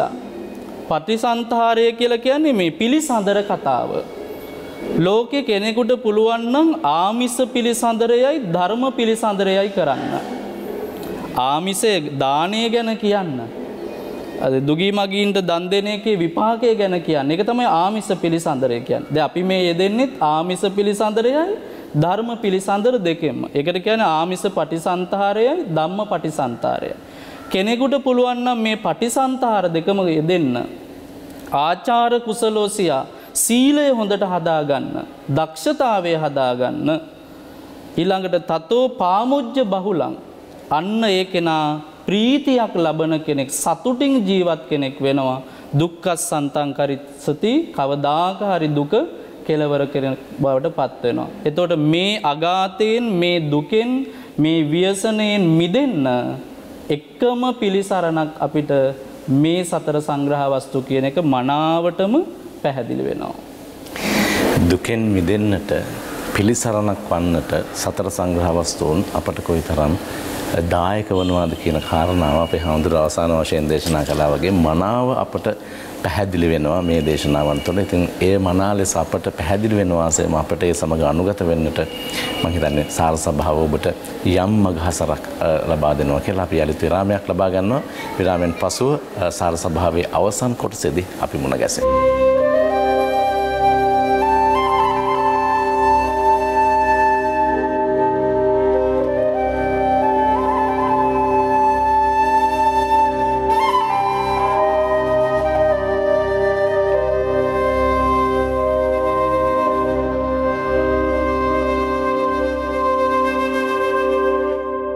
විරාමෙන් පසුව යලිත් සාර සභාව සමග කොළඹ හුණුපිටිය ගංගාරාම විහාරස්ථාන පරිශ්‍රයේ අනිකුත් පූජා කටයුතු, පුණ්‍යවන්ත කටයුතු සිදුවෙන අතරතුරයි අද දවසේදීත් අපි සාර සභාව සමග එකතු වන්නේ. අපි විනීත ස්වාමීන් වහන්සේ වෙත අවසාන අවස්ථාවයි අපේ හඳුනන යොමු වෙන්නේ. කොදමික මහත්තයා, දැන් අපිට මේ සතර සංග්‍රහ වස්තු අපේ තුලින් ඉවත් වෙන්නේ ඇයි කියන එක පිළිබඳව අපේ මිනිස්සුන්ට මේ වෙලාවක් බලන්න නැතුව ගඩොල් කැටයක්වත් තියාගන්න බෑ. නැකතක් ඕන කියලා. නැකතක් ඕන කියලා කියන ගඩොල් කැටයක්වත් තියාගන්න බෑ. සමහරලාවට අපිට කෑම ටිකක් කන්නත් අපි නැකතක් බලන්න. සමහරලාවට ගෙයක් නැති කුලියට ඉන්න ජ්‍යොතිෂඥයෙක්ගෙන් වෙලාවක් බලන් ඉනවා අපේ ගේට ගඩොල් කැටයක් තියන්න. උළුවස්ස තියන්න. තමන්ගේ දරුවෝ ඉගෙන ගත්තේ නැති ජ්‍යොතිෂඥයෙක්ගෙන් දරුවට අකුරු කියන්න වෙලාවක් බලාගෙන ඉනවා. එහෙම අපි තියෙනවා. ඉතින් මේ ඒවා නැතුව අපිට ඉදිරියට යන්න බැරි වෙලා තියෙනවා. නමුත් බහුසුතභාවය සහ මේ තුල තියෙන සද්ධාව නැතිකම. අපි දැන් සමහරලාවට වන්දනා කරන සමහරලාවට අපිට මේ බුදුරජාණන් වහන්සේගේ පින්තූරයට මේ පැත්තෙන් මෙහෙම අත දිගේ සල්ලි වක් කරන දේවතාවියක් ඉන්නවා. කොච්චර ඉල්ලන්නකො. අඩුම තරමේ තඹ කාසියක්වත් වැටිලා නැහැ බලනකොට. හැබැයි එයාට දුම් අල්ලනෝ වන්දනා කරනෝ හැමදේම කරනවා. ඇත්තටම මාසේ අන්තිමට ගෙදරට පඩි පැකට් එක අරගෙන එන තාත්තා ගෙදරට ඇවිල්ලා පුටු උඩින් වාඩි වුණාට පස්සේ දුම් අල්ලනවද? වන්දනා කරනවද? අපි හඳුනේ එහෙමනම් අපි කරන්න ඕනේ තාත්තා පුටු උඩින් වාඩි වෙලා කියන්න ඕන දුම් අල්ලපල්ලා. වන්දනා කරපල්ලා. එතකොට පඩි පැකට් එක දෙනවා. එතකොට බලන්න මේ දෙවිවරු වශයෙන් සලකන්න ඕන මිනිස්සු පැත්තකට දාලා මේ කිසි තේරුමක් නැති හරයක් නැති දේවල් ඔළුවට දාගෙන තියෙනවා අපේ මිනිස්සු. ඒ නිසා යන්න බෑ. ඒ වගේම තමයි අපි දානය කියන කතාව ගත්තොත් එහෙම. ගොඩාක් කතා කරන්නේ අපි හඳුනන්නේ මේකේ මූලික සංකල්පය දානය කියන එකනේ එන්නේ. එතෙන්දී අපි දන් දෙනකොට බලන්නකො අපේ තියෙන බහුසුතභාවය නැති නිසා අපි කියනවා 7-9කට දන් දෙනවා කියලා. ඔබතුමා ගෙදර දානයක් දුන්නා නම් කීනමකටද දාන ලෑස්ති කරන්නේ? මම නම් 7-9කටයි දෙන්නේ කියලා කියනවා. ඉතින් එහෙම වචනයක් පාවිච්චි කරන එක අපි අහන්නේ වැරදි. ඒතකොට 7-9ක් වැඩම කළා සාරිපුත්ත මහරහතන් වහන්සේ වැඩියා ඉඩ නැහැ උන්වහන්සේ යනවා. ඇයි 7-9න්නේ? අඟුලිමාල මහරහතන් වහන්සේ වඩිනෝ ඉඩ නැහැ 7-9යි උන්වහන්සේ වඩිනෝ. බලන්නකෝ අපි කොච්චර පින් කරගන්න තියෙන දේවල් අත්හැර ගන්නවද කියලා. එහෙම අපිට ගණනක් ගුණයක් සීමා කරන්න බෑ. සීමාවක් නැති අපිරික්චින්නක මහා සංඝරත්නයට දම් පූජා කරනවා කියලා කියන්නේ. එතකොට අපිට කියන්න පුළුවන් අපේ ගෙදර දානයක් තියෙනවා ඔයා එන්න. දානයක් තියෙනවා එන්න. කීනමකටද? කීනමකට හරි ලස්සන දානයක්. ඔයා එන්න බලන්න. පින් අනුමෝදන් වෙන්න එන්න. පන්සලේ හාමුදුරුවෝ නම් කිව්ව 7-9ක් විතර වැඩි ඉන්නවා කියලා. නමුත් ඉතින් අපි දෙන්නේ බුද්ධ ප්‍රමුඛ මහා සංඝරත්නයට ඒ පින අනුමෝදන් වෙන්න ඉන්න. නිසා සීමා කරගන්න හොඳ නැහැ. ඊළඟට සමහර වෙලාවට අපේ ගස්වල ගෙඩි හැදෙනකොට අපි හඳුරන්නේ රම්බුටන් ගහේ රම්බුටන් හැදෙනකොට රම්බුටන් ගහේ ටකයක් එල්ලනවා. ඊට පස්සේ එක වවුලෙක් ඇහිලා රම්බුටන් ගෙඩියක් කනවා ටකේ වදිනවා වවුල යනවා. දෙවෙනි වවුලත් ඇහිලා රම්බුටන් ගෙඩිය කන්න හදනකොට ටකේ වදිනවා කකුලේ බැඳගෙන රෑ නිදාගන්න ගෙදර. එතකොට මොකද්ද එළෙව්වේ? අර මං අර මුලින් මතක් කර යාචකයා බස් එකට කොට නැගුණා දෙන්න එපා යන්න කියලා එළෙව්වා. ඒ එළෙව්වේ වෙන කිසිවක් නෙවෙයි. ආනිසංස 100ක් එක රම්බුටන් ගෙඩියක් වවුලෙක් කෑවොත්. එතකොට ආනිසංස 100කුයි අර එළවල දැම්මේ ටකේ ගහලා. දෙවෙනි වවුල රම්බුටන් ගෙඩිය කෑවනම් තව ආනිසංස 100ක්. ඒ ආනිසංස 100 තමයි අර එළවල දැම්මේ. අර යාචකෙක් ආවනම් ආනිසංස 1000ක් අපි හඳුන්නේ. එතකොට ඒ යාචකයා නෙමෙයි එළෙව්වේ. Tamanට නිවන් දකින්නට පින් පුරන්නට පුළුවන් කුසල් වඩන්නට පුළුවන් පින්කමකුයි අර බස් එකකින් එළවල දැම්මේ. ඒ වගේ අපි කොයි තරම්නම් දැන් යාචකයට නැති වෙන්නේ රුපියල් 10ක් වෙන්න පුළුවන්. අපිට නැති වෙන්නේ ආනිසංස 1000ක්. දැන් මේ කර්මයේ කර්මඵලය දැනගෙන මේ වැඩ කටයුතු සිදු කරන්න පුළුවන් නම් කොච්චර වටිනවද? කර්මයේ කර්මඵලය දැනගන්න ඕන. එහෙම නැතුව අපි දන් දුන්නට වැඩක් වෙන්නේ නැහැ. ඉතින් ධම්මික මහත්තයට තියෙන දේ ධම්මික මහත්තයා දෙනවා. මට තියෙන දේ මන් දෙනවා. දැන් සමහර වැද්දෝ දන් දුන්න බුදුරජාණන් වහන්සේට වැද්දට තුනේ මස් වැද්දට තියෙන දේනේ දන් දෙන්නේ. එතකොට අනිත් කෙනාට ඒක නැති වෙන්න පුළුවන්. එයා නැති වුණා කියලා තියෙන දේ මම මේක දැක්කේ මේ හොඳද නරකද කියන එක නෙමෙයි. මම මේ දැක්ක ඉහිරේ දවසක් මේ වර්තමාන තියෙන ප්‍රශ්නෙත් එක්ක අපේ හඳුරන්නේ මේ ඔබ වහන්සලාගේ සේනාසනේ පැත්තෙන් වගේ මට මතකයි මේ පෙට්‍රල් ලීටර 10ක් දානට පූජා කරලා තියෙනවා. දෙයනේ ගරහපු ගැරහිල්ලක්. මොකද ඒ මනුස්සයට තියෙන පෙට්‍රල් නම් ඒ මනුස්සයා පෙට්‍රල් දෙන්නේ නැති. ඊළඟට ඒක දෙන්න පුළුවන් කුසලානිසංශයක් පොලිමේ ඉන්න නැතුව ගන්න පුළුවන් කුසලානිසංශයක් තිබුණේ ධම්මික මහත්තයා පෙර සංසාරේ දීලා තියෙන දේවල් තමයි මේ සංසාරේ අපිට ලැබෙන්නේ. අපි ගෙදරක ඉන්න මිනිහෙකුට ඉන්න ඉඩකට දීලා නැත්තම් ඒ මිනිහා පන්නලා දාලා නම් ඉගෙන ගන්න දරුවෙකුට උදව් කරලා ඒ දරුවට ඉරිසියා කරා නම් ක්‍රෝධ කරා නම් වෛර කරා නම් අපිට ආයි ලැබෙන්නේ නැහැ. අපෙන් මේ අහන කාරණා ඔකට සමහර සම්බන්ධද දන්නේ නැහැ. නමුත් මම වහන්සේ දෙනම වෙන නිසා දැන් ස්වාමීන් වහන්සේ නමක් පිඬුසිඟා පිඬපාත වඩිනකොට ස්වාමීන් වහන්සේට ලැබෙන දේ බාර ගන්නවා මිසක ප්‍රතික්ෂේප කරන අවස්ථාවක් නැහැනේ. එහෙම ප්‍රතික්ෂේප කරන්නේ නැහැනේ. එතකොට එතනම ඔබ වහන්සේ පැහැදිලි කරන්න හදන කාරණාව තියෙනවනේ. කියන්නේ Tamanට පුළුවන් දේ දන් දෙන්න. ඒක බාර ගන්න සූදානම්නේ. අනිවාර්යයෙන්ම.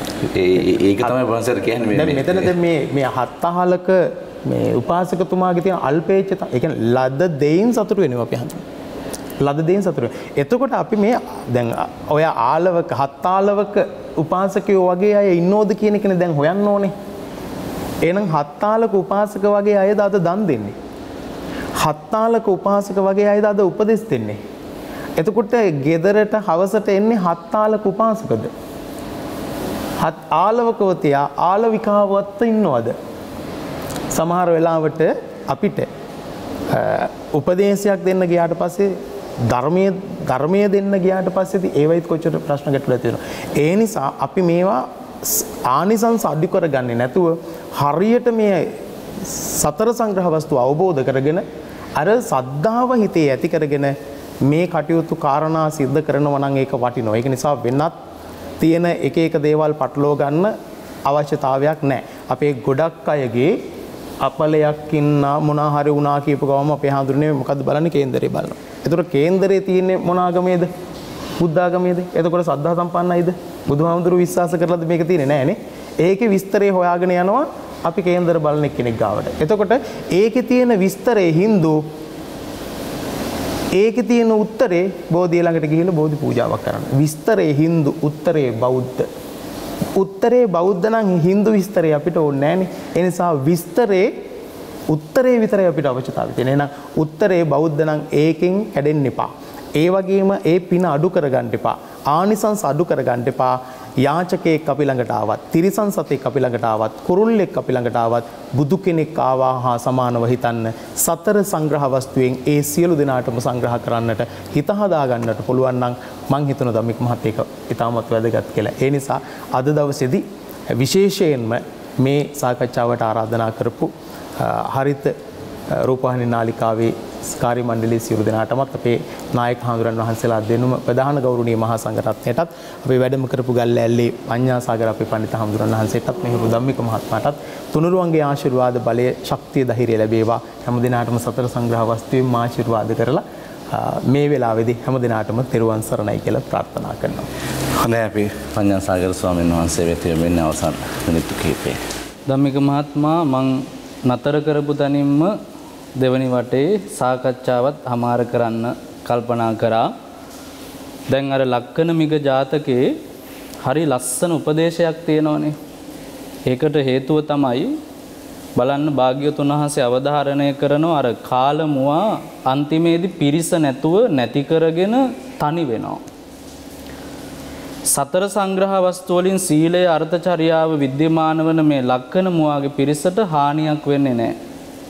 සිටුකම් කළත්, මැතිකම් කළත්, රජකම් කළත් සංග්‍රහ වස්තු නැත්තම් කොච්චර දුරට පිරිහෙනවාද කියන එකට කදිම නිදසුන ලක්කන මිග ජාතකය සහ මේ අපි ගත කරන කාලය එක පිරිසක් අරමුණු කරගෙනම විතරක් නෙමෙයි බොහෝ දෙනාද තනි වෙලා ඉන්නේ. ඒකට හේතුව තමයි පැවැත්මේ ගැටලුවක් තියෙන නිසා. බෙදීමක් තියෙන නිසා. සමානාත්මතාවයක් නැති නිසා. ඒ නිසා මං යෝජනා කරන්නේ කර්ම විපාක කියන ඒවා විශ්වාස කරන්න. අපිට ඒ වගේ විපාක ලැබෙනවමයි. සතර සංග්‍රහ වස්තු මේ සිව් සංගරාවත ප්‍රායෝගිකව පුරුදු කරන එක දැන්වත් පටන් ගන්න. තව අවුරුදු 30ක් 40ක් අපි ඉස්සරහට යනකොට අපිට මොන තත්වයකට මුහුණ දෙන්න වෙයිද කියන්න බෑ. ඒ නිසා ඔබට පුළුවන් නම් සද්ධාව නැති කෙනෙක් ශ්‍රද්ධාවට හරව ගන්න. දුසිල්වත් එක්කෙනෙක් හරි සිල්වත් කරන්න. මසුරු එක මිනිස්සෙක්ට හරි ත්‍යාගවන්ත භාවය පුරුදු කරන්න. දුෂ්ප්‍රඥ මිනිස්සුන්ට ප්‍රඥාව දෙන්න. ලෝකෙ ඊට වඩා අර්ථචර්යාවක් නෑ. මේ හතරෙන් සලකන්න සංග්‍රහ කරන්න. ඒක තමයි භාග්‍යතුන් වහන්සේ අපිට ඉගැන්වුවේ. සීලයෙන් සංග්‍රහ කරන්න, ශ්‍රද්ධාවෙන් සංග්‍රහ කරන්න, ත්‍යාගයෙන් සංග්‍රහ කරන්න, ප්‍රඥාවෙන් සංග්‍රහ කරන්න.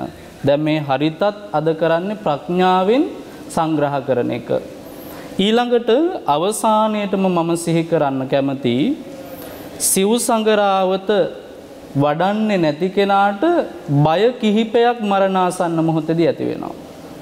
හැබැයි භාග්‍යතුන් වහන්සේ දේශනා කරනවා ධම්මික මහත්මයා කවුරු හරි මේක වඩනවා නම් පුරුදු කරනවා නම් දන් දෙනවා නම් සිල් රකින්නවා නම් ප්‍රිය වචන කතා කරනවා නම්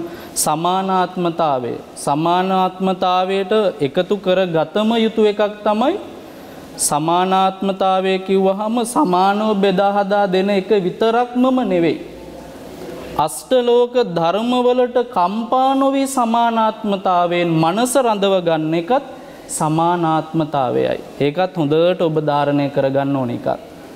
එතකොට බලන්න භාග්‍යතුන් වහන්සේ අපිට ලස්සනට උගන්වනවා ධම්මික මහත්මයා මේ සිව් සංගරාවත වඩන කෙනාට ජීවිතේ මරණාසන්න මොහොත වෙනකොට බය කිහිපයක්ම අයින් කරලා දානවා. බය කිහිපයක්ම අයින් කරලා දානවා. එකක් තමයි මරණාසන්න මොහොතේ ඕනම කෙනෙක්ට ඇති වෙන බයක් තමයි ධම්මික මහත්මයා අනේ මං වැරදි කළානේ. මගේ ජීවන පැවැත්මේ ගැටලු තිබුණානේ. මං දුස්සීල වුණානේ. අනුන්ගේ දේ කඩා වඩා ගත්තානේ. අනුන්ට ගිනි දුන්නානේ. අනුන් රැවැට්ටුවානේ. අර්ථචර්යාවේ ප්‍රශ්නයක් තිබුණානේ කියලා අන්න දුකක් එනවා.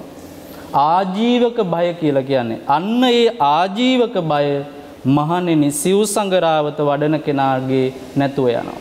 කොච්චර වටිනවද බලන්න. ඊළඟට පරිසාරජ්‍ය බය. සමහර මිනිස්සු මැරෙන්න ළඟ වෙනකොට කොච්චර බයයිද. මැරුණාම මල කඳ උස්සන්නවත් පිරිසක් නැති වෙයි කියලා බයකුත් තියෙනවා. සමහර අයට පරිසාරජ්‍ය බය තියෙනකොට දේහේ ගෙදරට ගේන්න හිතයි. ගේන්නේ නැහැ. මල්ශාලාවෙම තියලා අයින් කරලා දානවා. ඇයි ගෙදරට ගෙනාවොත් මිනිය කර ගහන්නවත් සෙනගක් නැහැනේ. දැක්කද පරිසාරජ්‍ය බය. පිරිස නැතිකමින් මිනිස්සු බයටපත් වෙනවා. හැබැයි සිව් සංගරාවත වඩන කෙනා පරිසාරජ්‍ය බය අයින් කරනවා. එයාට කොහෙන් ගියත් පරිවාර සම්පත්තිය එකතු වෙනවා. ඊළඟ එක තමයි දුක්ගති බය සහ මරණ බය. මරණාසන්න මොහොතේ ඇතිවන ප්‍රධානම බයක් තමයි මරණ බය. හැබැයි සිව් සංගරාවත වඩන කෙනාට ඒ බය අයින් යනවා. මම මේ මහ පොළොවේ මිනිස්සෙක් හැටියට පය ගහලා ජීවත් වුණා. කාටවත් හිරිහැර කළේ නැහැ. වචනයකින්වත් මං තව කෙනෙක්ට දුකක් දීලා නැහැ, රිද්දලා නැහැ. මගේ වචනයක් හරි මං යොමු කළා නම් ඒක තව කෙනෙකුට යහපතක් වෙන විදිහටයි මං ඒක හසුරවලා තියෙන්නේ. වචනයෙන්වත් මිනිස්සු රිද්දලා නැහැ මම. අන්න බලන්න මරණාසන්න මොහොතේ සතුටින් මැරෙන්න පුළුවන්. මරණින් මත්තේ මං අපායට වැටෙයි කියන බයත් නැතුව යනවා. බලන්න අවුලලා අන්තිම මොහොතේ දුකටපත් වෙලා මැරෙනවට වඩා කොච්චර ලස්සනයිද ධම්මික මහත්මයා සතුටින් මැරෙන්න පුළුවන් නම්. එතකොට දැන් පැහැදිලිවම පේන එකක් තමයි සිව් සංගරාවතෙහි යෙදෙන කෙනා මරණාසන්න මොහොතේ දුකෙන්, බයෙන්, අසහනයෙන්, පීඩණයෙන් මැරෙන කෙනෙක් වෙන්නේ නැහැ. එයාට තමන්ගේ ජීවිතය ගැන ලොකු සතුටක් ඇති වෙනවා. ආජීවක බය නැහැනේ, සතුටක් ඇති වෙනවා. මං ඉන්න තාක් කාලේ අර්ධචර්යාව පිණිස කටයුතු කළා. අපිට ඉගැන්නුවෙත් ඒක තමයි. භික්ෂූන් වහන්සේලාට ඉගැන්නුවෙත් දායකයන්ට ભેද තියාගෙන සලකන්න නෙමෙයි. අද සමහර වෙලාවට එහෙම තැන් ඇති. සල්ලි තියෙන කෙනාට එක විදිහක්, නැති කෙනාට තව විදිහක්. එහෙම එකක් නෙමෙයි. භික්ෂුවටත් ඉගැන්නුවේ හැසිරෙන්න සියලු දෙනාටම හිතසුව පිණිස, සැපසුව පිණිස. එතකොට අන්න අර්ථචර්යාවේ යෙදුනහම අවසාන මොහොතේ සතුටින් මැරෙන්න පුළුවන්. මගේ ජීවිතයම තව කෙනෙකුට බණක් වුණා. මගේ ජීවිතයම තව කෙනෙකුට භාවනාවක් වගේ වුණා. මගේ ජීවිතයම තව කෙනෙක්ට අභිවෘද්ධියක් වුණා. උන්වහන්සේ සාකච්ඡාව පටන් ගත්තේ අර්ථචර්යාව මේ හතරම යෙදෙන කෙනා ජීවිතේ අභිවෘද්ධියට ලක් වෙනවා කියලා. තමන් අවුලවගෙන තමනුත් දැවිලා තමනුන්ගේ ජීවිතෙත් පරිහානියට ලක් කරගෙන අවසාන මොහොතේ දුකෙන්, අසහනෙන්, පීඩාවෙන් ජීවිතේ දාලා යන්න වෙනවට වඩා සතුටින් මේ ලෝකේ අතහරින්න පුළුවන් කෙනෙක් බවට පත් වෙන්න පුළුවන් මේ සිව් සංගරාවතින්. ඒ නිසා අපි යෝජනා කරනවා සාර සභාව අද දවසේ නරඹන හැම දෙනාටම සිව් සංගරාවත ඔබේ ජීවිතේ ප්‍රතිපදාවක්ම කරගන්න. යා යුතු, වැඩිය යුතු එක මාර්ගයක් බවටම පත් කරගන්න. අනිත් එක හොඳට බලන්න ධම්මික මහත්මයා, බෞද්ධ අපිටත් ಜಾති ආගම් ભેද මොකක්වත් නැහැ. මේ සිව් සංගරාවතම වඩනකොට ලෞකික ආර්ය අෂ්ටාංගික මාර්ගයක් වැඩෙනවා. ලෞකික ආර්ය අෂ්ටාංගික මාර්ගයට ಜಾති ආගම් කුලමල මොකක්වත් නැහැ. සිව් සංගරාවත වැඩෙන තැන ආර්ය අෂ්ටාංගික මාර්ගයේත් අංග කිහිපයක්ම සම්පූර්ණ වෙනවා. මීට වඩා ලස්සන ලෝකේ මාර්ගයක් නැහැ. ආර්ය අෂ්ටාංගික මාර්ගයේ ලෞකිකව හරි පුරුදු කරගන්න සතර සංග්‍රහ වස්තු ජීවිතයට එකතු කරගත්තොත් ඔබේ ජීවිතයේ සුන්දර අවසානයක් ඔබට හිමි වේවි උරුම වේවි. එතෙන්ද හිත හදා ගන්න නම් ඔබේ ජීවිතේ ප්‍රායෝගිකව මේ කරුණු 4 වඩන්න කියන එක අපි සිහිපත් කරගෙන අද දවසේ සාර සභාව සමග එකතු වුණ ශ්‍රාවක ඔබ හැම දෙනාටමත් අපේ සොඳුරු නිවේදකතුමන් ඇතුළු කාර්ය මණ්ඩලය හැම දෙනාටමත් තෙරුවන් සරණ ප්‍රාර්ථනා කරනවා. හොඳයි නිකිනි පුර 15ක පොහෝ දින භවතරණ සාර සභාව හමාර කරන්නට දැන් කාලය ලැබ තිබෙනවා. අද දවසේ සාර සභාව වෙනුවෙන් අපගේ নমස්කාර පූර්වක ආරාධනය පිළිගෙන මේ වැඩමුකට වදාලා අවසරයි කඩහිංගල විනීත අපේ ස්වාමීන් වහන්සේට নমස්කාර පූර්වක ස්තුතිය පුද කොට සිටිනවා. ඒ වගේම ගල්ලැල්ලේ පඤ්ඤාසාගර අපේ හැමදෙරණේ වහන්සේටත් নমස්කාර පූර්වක ස්තුතිය පුද කොට සිටිනවා. එහෙමනම් උන්වහන්සේලා දෙන්නම දේශනා කළ පරිදි සුන්දර අවසානයක් ජීවිතේ ලබන්නට නම් අද පටන්වත් සතර සංග්‍රහ වස්තුන් වල යෙදෙන්නට වඩන්නට පුරුදු වන්න. සැමට තෙරුවන් සරණයි.